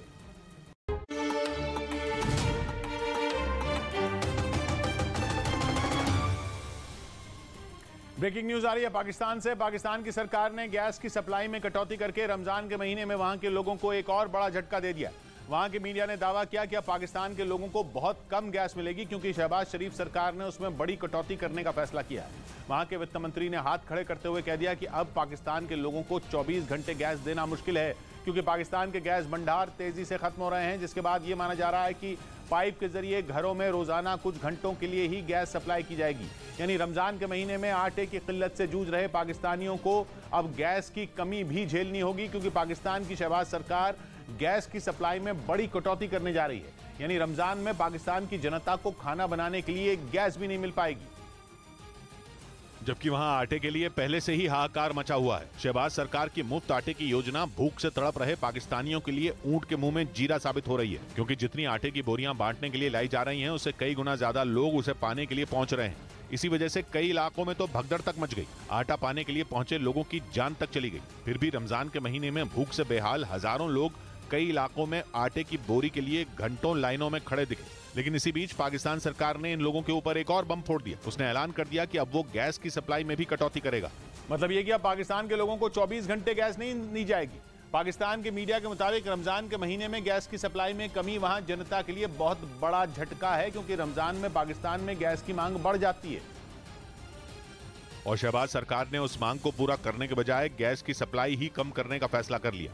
यानी पाइप के जरिए घरों तक पहुंचाई जाने वाली जो गैस पहले लगातार 7 दिन 24 घंटे लोगों को मिलती थी, अब वैसा नहीं हो पाएगा। कहा जा रहा है कि वहां अब रोजाना कुछ ही घंटों तक गैस लोगों के घरों में भेजी जाएगी, क्योंकि वहां गैस के भंडार तेजी से खाली हो रहे हैं। खबर के मुताबिक पाकिस्तान कुल गैस भंडार का 70% से ज्यादा खर्च कर चुका है और पिछले 20 साल में वहां किसी नए गैस भंडार की खोज भी नहीं हुई, जबकि बढ़ती आबादी की वजह से ईंधन की मांग तेजी से बढ़ गई है। लेकिन पाकिस्तान की मुसीबत यह है कि उसका विदेशी मुद्रा भंडार भी खत्म होने की कगार पर है। ऐसे में वो चाहकर भी बाहर से गैस का इंपोर्ट नहीं कर पा रहा और इसी वजह से अब वहां हालात ऐसे हो गए हैं कि गैस की सप्लाई में भी कटौती करनी पड़ रही है। जबकि खुद पाकिस्तान के प्रधानमंत्री शहबाज शरीफ ने यह आदेश दिया था कि रमजान में गैस की सप्लाई किसी भी कीमत पर रुकनी नहीं चाहिए, लेकिन उनका यह आदेश धरा का धरा रह गया, क्योंकि कराची में मौजूद गैस सप्लाई करने वाली सुई सदन गैस कंपनी ने पिछले हफ्ते ही हाथ खड़े कर दिए थे। उसकी तरफ से तभी कई बार पावर प्लांटों और उद्योगों को गैस की सप्लाई रोक दी गई थी। लेकिन अब तो गैस की कमी की मार सीधे पाकिस्तान के लोगों पर पड़ रही है। यानी अगर किसी तरह वहां आटे की बोरी का जुगाड़ हो भी गया तो रोटी पकाने के लिए गैस ही नहीं मिलेगी। ऐसे में रमजान में रोजा रखने वाले लोगों के लिए शहबाज सरकार का ये फैसला किसी आफत से कम नहीं है। इस बीच पाकिस्तान की मीडिया की खबर के मुताबिक IMF से कर्ज के लिए पाकिस्तान एक बार फिर अमेरिका के आगे गिड़गिड़ाया है। खबर है कि पाकिस्तान के वित्त मंत्री इसहाक डार ने इस्लामाबाद में अमेरिका के राजदूत से मुलाकात की और उनसे गुहार लगाई कि पाकिस्तान को IMF से कर्ज दिलाने में अमेरिका मदद करे, क्योंकि अगर IMF से बेल आउट पैकेज जल्द नहीं मिला तो बीमार पाकिस्तान ICU में पहुंच जाएगा। वहां अनाज, गैस, पेट्रोल और डीजल की ऐसी किल्लत हो गई है कि उनके दाम आसमान छू रहे हैं। रमजान के महीने में भी पाकिस्तान के लोग दाने दाने को तरस रहे हैं, लेकिन शहबाज शरीफ सरकार का खजाना खाली है। पाकिस्तान का विदेशी मुद्रा भंडार खत्म होने के कगार पर है। ऐसे में पाकिस्तान की सरकार चाहकर भी विदेशों से जरूरी चीजें नहीं मंगा पा रही है। माना जा रहा है कि ऐसे हालात ने ही पाकिस्तान को एक बार फिर अमेरिका की शरण में जाने के लिए मजबूर कर दिया, ताकि उसे जल्द से जल्द IMF से कर्ज मिल पाए। खबर के मुताबिक अमेरिकी राजदूत ने पाकिस्तान के वित्त मंत्री को निराश नहीं किया और उन्होंने इसहाक डार को यह भरोसा दिलाया कि अमेरिका इस मामले में IMF की मदद करेगा। यानी पाकिस्तान का अमेरिका के सामने रोना काम आ गया। इसीलिए उसके राजदूत ने IMF से बेल आउट पैकेज दिलाने में मदद की बात कही, जबकि इससे पहले सऊदी अरब ने भी पाकिस्तान को बदहाली से निकालने के लिए अपना हाथ बढ़ाया, क्योंकि IMF ने शर्त रखी कि $700 करोड़ के बेल आउट पैकेज के लिए पाकिस्तान को दूसरे देशों से $300 करोड़ उसके पास जमा के तौर पर रखवाने होंगे, जिसके लिए सऊदी अरब आगे आया और वो IMF में पाकिस्तान के लिए $200 करोड़ का गारंटर बन गया। वहीं $100 करोड़ की गारंटी के लिए पाकिस्तान की UAE से बात चल रही है। यानी अगर UAE भी मान गया तो पाकिस्तान को बेल आउट पैकेज मिल सकता है। हालांकि उसके लिए ये इतना आसान दिखता नहीं है, क्योंकि अब तक UAE ने इस पर कोई हामी नहीं भरी है। उधर कंगाली से बेहाल पाकिस्तान की फौज के तेवर जरा भी नहीं बदले। पाकिस्तानी फौज के मुखिया जनरल मुनीर भारत से लगने वाली पाकिस्तान की सीमा के पास पहुंच गए और सैनिकों को कश्मीर से जुड़ा घिसा पिटा ज्ञान देना शुरू कर दिया, ताकि वो आतंकियों की घुसपैठ कराने के काम में ढील ना आने दें। भारत और पाकिस्तान की सीमा के पास पहुंचे जनरल मुनीर ने हमेशा की तरह भारत के खिलाफ जहर उगला और अपने फौजियों की हौसला अफजाई भी की। लेकिन हकीकत तो यह है कि कंगाल मुल्क की फौज का मुखिया वहां सैनिकों का मनोबल बढ़ाने पहुंचा था, क्योंकि महीनों से पाकिस्तान की फौज भी पैसे की किल्लत का सामना कर रही है। तनख्वाह न मिलने, राशन की कमी और बाकी खर्चों में कटौती के कारण सैनिक बेहाल हैं। जब मुल्क के गुलाम होने का खतरा हो तो सैनिक भी भला कैसे मुस्तैद रह पाएं। हालांकि जनरल मुनीर के इस दौरे से भी कोई खास असर पड़ने की उम्मीद नहीं की जा रही। इधर उत्तर प्रदेश के प्रयागराज में बीजेपी की एक महिला नेता विजय लक्ष्मी चंदेल के बेटे विधान पर बम से हमला हो गया। वो अपने एक रिश्तेदार के घर के बाहर अपनी गाड़ी में बैठा था, लेकिन उसी वक्त उसकी गाड़ी पर बम से जानलेवा हमला किया गया, जिसमें 2 मोटरसाइकिल पर सवार कुल 6 लोग शामिल थे। दोनों मोटरसाइकिल तेजी से एक साथ गली में घुसी और एक एक कर 2 बम गाड़ी पर फेंके गए। इसके बाद गाड़ी के अगले हिस्से को नुकसान पहुंचा। गनीमत यह रही कि विधान सही सलामत बच गया, लेकिन वो तेजी से वहां से भागने लगा। इसमें स्कूटी सवार एक महिला की जान बाल बाल बची। इस हमले के आरोपियों में एक पुलिस कांस्टेबल का बेटा भी शामिल है, जिससे बीजेपी नेता के बेटे का कुछ दिनों पहले झगड़ा हुआ था। उधर मुंबई के वानखेड़े स्टेडियम में उस जगह पर विक्ट्री मेमोरियल बनाया जाएगा जहां 2011 में हुए क्रिकेट वर्ल्ड कप में जीत के लिए मारा गया छक्का गिरा था। महेंद्र सिंह धोनी ने श्रीलंका के खिलाफ उस वर्ल्ड कप के फाइनल में छक्का मारकर भारत को विश्व विजेता बनाया था। और भारतीय क्रिकेट के उस यादगार लम्हे को मुंबई क्रिकेट एसोसिएशन खास बनाने में जुट गई। इसके लिए वानखेड़े क्रिकेट स्टेडियम के उस स्टैंड में वर्ल्ड कप विक्ट्री मेमोरियल बनाने का फैसला लिया गया, जहां विजयी छक्का गिरा था। बाकायदा पूर्व कप्तान धोनी ने रिबन काटकर मेमोरियल बनाने के लिए शुरुआत की। इस बीच पश्चिमी मीडिया ने दावा किया कि यूक्रेन की नेटो में शामिल होने की राह में अमेरिका ही सबसे बड़ा रोड़ा बन गया। मतलब जिस अमेरिका के दम पर जेलेंस्की ने पुतिन से दुश्मनी मोल ली है, वही उनकी पीठ में छुरा घोंपने में लगा है। जबकि जंग के पहले दिन से ही अमेरिका यूक्रेन के साथ खड़े होने की बात कर रहा है। वो न सिर्फ जेलेंस्की को आर्थिक मदद दे रहा है, बल्कि पुतिन को रोकने के लिए यूक्रेन को एक से बढ़कर एक घातक हथियारों की सप्लाई भी कर रहा है। यही नहीं, जंग शुरू होने से पहले रूस को घेरने के लिए अमेरिका इस बात के भी पक्ष में था कि यूक्रेन जल्द से जल्द नेटो में शामिल हो जाए। लेकिन अब पश्चिमी मीडिया ये दावा कर रहा है कि यूक्रेन के इस सैन्य संगठन में शामिल होने की राह का सबसे बड़ा रोड़ा खुद अमेरिका है, और वो नहीं चाहता कि यूक्रेन किसी भी कीमत पर नेटो का हिस्सा बने। पश्चिमी मीडिया के मुताबिक अमेरिका को डर है कि अगर यूक्रेन नेटो का सदस्य बना तो पश्चिमी देशों से रूस की दुश्मनी और बढ़ जाएगी और यूक्रेन की जंग तीसरे विश्व युद्ध में बदल जाएगी। इसीलिए अमेरिका इस जंग को यूक्रेन तक ही सीमित रखना चाहता है, जबकि यूक्रेन नेटो में शामिल होने के लिए कई साल से हाथ पांव मार रहा है और वो हर हाल में इस संगठन से जुड़ना चाहता है, क्योंकि अगर ऐसा हुआ तो पुतिन को नेटो से जंग लड़नी पड़ेगी, जो उनके लिए किसी बुरे सपने से कम नहीं होगा। लेकिन अब रूस के साथ पश्चिमी देशों के बढ़ते तनाव की वजह से अमेरिका यूक्रेन के नेटो में शामिल होने के विरोध में खड़ा हो गया और उसका कहना है कि यूक्रेन का नेटो में शामिल होने का ये सही वक्त नहीं है। पश्चिमी मीडिया के मुताबिक 11 और 12 जुलाई को लिथुआनिया में नेटो की बैठक होगी, जिसमें नए सदस्य फिनलैंड का स्वागत होगा और यूक्रेन की सदस्यता पर गंभीरता से विचार किया जाएगा। मतलब ये कि आने वाले महीनों में भी यूक्रेन को नेटो की सदस्यता नहीं मिलने वाली है। इधर सिख धर्म की सबसे बड़ी संस्था अकाल तख्त साहिब के जत्थेदार ज्ञानी हरप्रीत सिंह ने भगोड़े अमृतपाल को सरेंडर करने की नसीहत दी। 18 मार्च से अमृतपाल फरार है और पुलिस सूत्रों के मुताबिक उसे आखिरी बार पंजाब के होशियारपुर में देखा गया था, जिसके बाद से ही उसकी तलाश में पुलिस पंजाब, हरियाणा और उत्तराखंड समेत कई राज्यों में छापेमारी कर रही है। पुलिस सूत्रों का दावा है कि अमृतपाल ने धर्म की आड़ में बचने का प्लान बनाया था, लेकिन उसका प्लान तब फेल हो गया जब अकाल तख्त साहिब के जत्थेदार ज्ञानी हरप्रीत सिंह ने उसे सरेंडर करने की सलाह दे दी। यही नहीं, अमृतपाल को दूसरा झटका तब लगा जब सिख संगठनों ने बैसाखी पर सरबत खालसा यानी सभी सिखों की सभा बुलाने से इनकार कर दिया। कुछ रोज पहले अमृतपाल ने सिख संगठनों से सरबत खालसा बुलाने की अपील की थी, लेकिन धर्म के नाम पर लोगों को जुटाने की उसकी ये कोशिश भी नाकाम हो गई। उधर फरार अमृतपाल को गिरफ्तार करने की कोशिशों के बीच पंजाब सरकार ने अहम फैसला लिया। उन्होंने अगले 1 हफ्ते तक सभी पुलिस कर्मियों की छुट्टियां रद्द कर दी, जिसके बाद से अमृतपाल की गिरफ्तारी की अटकलें तेज हो गईं। पंजाब सरकार ने पहले से तय पुलिस कर्मियों की छुट्टियों को भी बैसाखी तक रद्द कर दिया, जिसके साथ ही पंजाब पुलिस अलर्ट मोड में आ गई। इस बीच ऑस्ट्रेलिया के मीडिया के मुताबिक भारत से दोस्ती निभाते हुए ग्रीस ने पाकिस्तान को ऐसा झटका दिया कि उसकी पनडुब्बियां कबाड़ में बदल सकती हैं, क्योंकि ग्रीस ने पाकिस्तान की पनडुब्बियों को चलाने वाली बैटरियां देने से साफ इनकार कर दिया। जबकि पाकिस्तान की पनडुब्बियां नई बैटरी की कमी की वजह से कबाड़ जैसी हो गई हैं। खबर के मुताबिक पाकिस्तान की 5 पनडुब्बियों की बैटरी खराब हालत में पहुंच गई है और बैटरी के बिना पानी के नीचे पाकिस्तान की पनडुब्बी चल ही नहीं सकती, क्योंकि उसे ऊर्जा ही नहीं मिलेगी।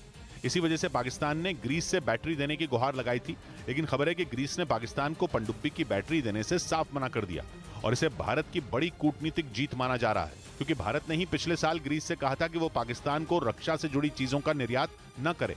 और माना जा रहा है कि भारत से दोस्ती की वजह से ग्रीस ने पाकिस्तान की मांग को ठुकरा दिया। ग्रीस के विदेश मंत्रालय ने बैटरी बेचने वाली कंपनी को मंजूरी नहीं दी, जिसकी वजह से पाकिस्तान को अपनी पनडुब्बियों के लिए बैटरी नहीं मिल पाई। लेकिन खबर है कि पाकिस्तान ने अपनी पनडुब्बियों को कबाड़ होने से बचाने के लिए एक और रास्ता तलाश लिया। उसने ग्रीस की कंपनी से संपर्क साधा और उसे बैटरियों की मरम्मत के लिए चुपचाप तैयार कर लिया। लेकिन यहाँ भी पाकिस्तान की दाल नहीं गली, क्योंकि कहा जा रहा है कि ग्रीस इसके लिए भी तैयार नहीं हो रहा। मतलब ये कि भारत का दोस्त ग्रीस किसी भी तरह से पाकिस्तान के साथ खड़ा दिखना नहीं चाहता। इसकी एक दूसरी वजह तुर्की भी है, जो पाकिस्तान का दोस्त है, जबकि ग्रीस और तुर्की में जबरदस्त तनाव चल रहा है। इसी वजह से ग्रीस पाकिस्तान पर जरा भी मेहरबानी नहीं दिखाना चाहता और इसीलिए वो पाकिस्तान को पहले भी तगड़ा झटका दे चुका है। ग्रीस ने पिछले साल अक्टूबर में पाकिस्तान को F-16 फाइटर जेट बेचने से साफ मना कर दिया था। पाकिस्तान ने तब ग्रीस से F-16 लड़ाकू विमान खरीदने की इच्छा जताई थी, लेकिन ग्रीस ने तब भी पाकिस्तान को ठेंगा दिखा दिया था और उसकी F-16 लड़ाकू विमान खरीदने की मांग ठुकरा दी थी। जबकि पाकिस्तान की वायुसेना को इस लड़ाकू विमान की बहुत ज्यादा जरूरत है, क्योंकि उसके पास पहले से मौजूद F-16 बेहद पुराने हो चुके हैं और उन्हें भी मरम्मत की जरूरत है। जबकि ग्रीस के पास सबसे आधुनिक F-16 फाइटर जेट मौजूद हैं। लेकिन ग्रीस ने वो विमान पाकिस्तान को देने से मना कर दिया।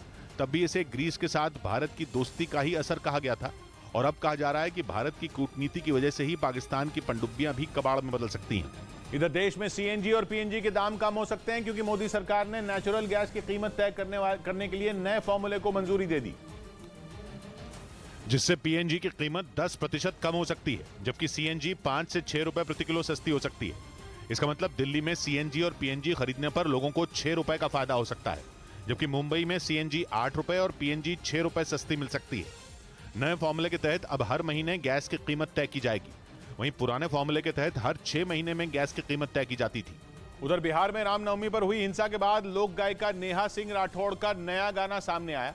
ट्विटर पर शेयर किए गए अपने गाने में उन्होंने बिहार की नीतीश सरकार को जमकर घेरा और उन्होंने अपने गाने के जरिए ही बिहार में जंगल राज के आने की आशंका जताई। नेहा सिंह राठौड़ ने अपने पुराने अंदाज में नीतीश सरकार पर भी कई सवाल उठाए। उन्होंने गाने के जरिए बिहार में बेरोजगारी और अपराध के बढ़ने का भी आरोप लगाया। उन्होंने रामनवमी के दौरान हुई हिंसा पर भी बिहार सरकार से सवाल पूछे। रामनवमी के जुलूस में पत्थरबाजी जारी बा, चाचा भतीजा के जाता में पीस रहल बिहारी बा, काबा बिहार में काबा। नेहा सिंह राठौर का ये गाना ऐसे वक्त में आया जब रामनवमी के मौके पर नालंदा और सासाराम में जमकर हिंसा हुई थी और इस हिंसा को लेकर बीजेपी बिहार की नीतीश सरकार पर हमलावर है। बीजेपी ने आरोप लगाया कि नीतीश सरकार हिंसा को रोक पाने में नाकाम रही और अब नेहा सिंह राठौर का बिहार में काबा गाना आने पर बीजेपी नीतीश कुमार और तेजस्वी यादव पर और हमलावर हो गई। नीतीश कुमार जी और तेजस्वी यादव को जवाब तो देना ही पड़ेगा कि बिहार में काबा। हालांकि जेडीयू को नेहा सिंह राठौर के बोल नहीं भाए, इसीलिए जेडीयू नेता सुनील सिंह ने बिहार सरकार को कटघरे में खड़ा करने पर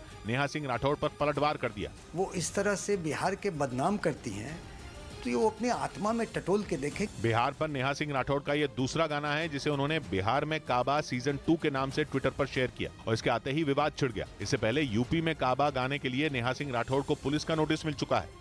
इस बीच पटना में नीतीश कुमार के घर पर दी गई इफ्तार पार्टी से बीजेपी ने दूरी बना ली। बीजेपी ने आरोप लगाया कि एक तरफ बिहार हिंसा की आग में जल रहा है तो दूसरी तरफ नीतीश कुमार दावत दे रहे हैं और इसीलिए बिहार बीजेपी के सभी नेताओं ने नीतीश की इफ्तार पार्टी का बहिष्कार किया। जनता सेवा के लिए भेजा था, मेवा खाने के लिए नहीं। नीतीश कुमार के आवास पर इफ्तार का आयोजन किया गया था जिसमें बिहार के डिप्टी सीएम तेजस्वी यादव समेत महागठबंधन के कई दलों के नेता शामिल हुए। उधर पश्चिमी मीडिया के मुताबिक पुतिन ने यूक्रेन युद्ध का ठीकरा अमेरिका पर फोड़ दिया और दावा किया कि रूस और अमेरिका के बीच रिश्ते अब खतरनाक स्तर पर पहुंच चुके हैं और पुतिन ने इसके लिए भी अमेरिका को ही जिम्मेदार ठहराया है क्योंकि पुतिन के मुताबिक दुनिया को लेकर रूस और अमेरिका की सोच एक दूसरे के बिल्कुल उलट है। पश्चिमी मीडिया के मुताबिक पुतिन ने ये बातें मॉस्को में आयोजित एक कार्यक्रम के दौरान कही। पुतिन ने दावा किया कि वैश्विक सुरक्षा रूस और अमेरिका के संबंधों पर निर्भर करती है, इसलिए वो भी अमेरिका से अच्छे रिश्ते चाहते हैं। लेकिन पुतिन ने साफ कर दिया कि ऐसा तभी हो पाएगा जब दोनों देश एक दूसरे का सम्मान करें और एक दूसरे के आंतरिक मामलों में दखलंदाजी न करें। इधर उत्तराखंड में लैंड जिहाद का एक अजीब मामला सामने आया। पहाड़ों और जंगलों में अचानक बन रही मज़ारें सरकार के लिए पहली बनी हुई हैं। दावा किया जा रहा है कि मज़ार बनाकर सरकारी जमीनों पर कब्जा करने की साजिश रची जा रही है और जंगलों की जमीन पर कब्जे की इसी कोशिश को लैंड जिहाद कहा जा रहा है। वन विभाग के अधिकारी भी देखकर हैरान हैं कि उत्तराखंड के जिम कॉर्बेट नेशनल पार्क की जमीन पर भी एक साथ कई मज़ारें बनकर तैयार हो गईं। बीजेपी के नेताओं का दावा है कि ये साजिश जंगल की जमीन पर कब्जे की है। अवैध मज़ारें हैं, उनको टूटना चाहिए और ये मज़ार जिहाद जो चल रहा है ये बंद होना चाहिए। खबर है कि अकेले जिम कॉर्बेट टाइगर रिजर्व में करीब 18 मज़ार अचानक बनकर तैयार हो गई। मुख्यमंत्री पुष्कर सिंह धामी ने संकेत दिए हैं कि वो इन घटनाओं पर जल्द एक्शन लेंगे। यहाँ जबरन रूप से कहीं पर कब्जा भी नहीं होने देंगे, कहीं पर लैंड जिहाद को भी आगे नहीं बढ़ने देंगे। इस तरह की घटनाएं उत्तराखंड में केवल जिम कॉर्बेट में नहीं बल्कि और भी कई जगहों पर सामने आई हैं। उधर अफगानिस्तान में बंद किए गए महिला रेडियो स्टेशन का प्रसारण फिर से शुरू हो गया। तालिबान ने उन्हें दोबारा नियमों का उल्लंघन न करने की शर्त पर प्रसारण शुरू करने की इजाजत दे दी, जिस पर उन्होंने सहमति जताई। इसके बाद उन्हें फिर से प्रसारण शुरू करने की अनुमति मिल गई। उस महिला रेडियो स्टेशन को तालिबान ने रमजान के महीने में संगीत बजाने के आरोप में बंद कर दिया था। इस बीच नेटो के सदस्य देश ग्रीस ने यूक्रेन को मदद का भरोसा दिया और बहुत जल्द हथियारों की एक और खेप यूक्रेन भेजने का वादा किया, जिनका इस्तेमाल जेलेंस्की के सैनिक जंग के मैदान में पुतिन की सेना के खिलाफ करेंगे। एक दिन पहले ग्रीस की राजधानी एथेंस में वहां के रक्षा मंत्री से यूक्रेन के रक्षा मंत्री ने मुलाकात की, जिसमें ग्रीस ने जल्द बख्तरबंद गाड़ियां, गोला बारूद और मिसाइलें भेजने का वादा किया। इससे पहले भी ग्रीस ने हथियारों की खेप यूक्रेन भेजी थी। सिर्फ ग्रीस ही नहीं, यूरोप और नेटो के कई देश हथियार, टैंक और लड़ाकू विमान देकर जेलेंस्की की खुलकर मदद कर रहे हैं। जिनकी मदद से जेलेंस्की की सेना ने यूक्रेन में रूस के सैनिकों से अलग अलग मोर्चों पर लोहा लिया और कई इलाकों से पुतिन की फौज को पीछे धकेल दिया। ग्रीस से मदद का भरोसा मिलने के तुरंत बाद यूक्रेन के रक्षा मंत्री ने ट्वीट कर उनको धन्यवाद कहा। इधर कर्नाटक के यादगीर इलाके में कांग्रेस और बीजेपी कार्यकर्ताओं के बीच हिंसक झड़प हो गई, जिसमें 10 लोग गंभीर रूप से जख्मी हुए, जिसके बाद इलाके में धारा 144 लगा दी गई और कुल 18 लोगों को गिरफ्तार किया गया। एक कांग्रेस नेता के काफिले पर पथराव के बाद हिंसा शुरू हो गई, जिसमें दोनों ओर से पत्थरबाजी हुई, जिसके बाद बड़ी तादाद में पुलिस वहां पहुंची और हालात को काबू में किया।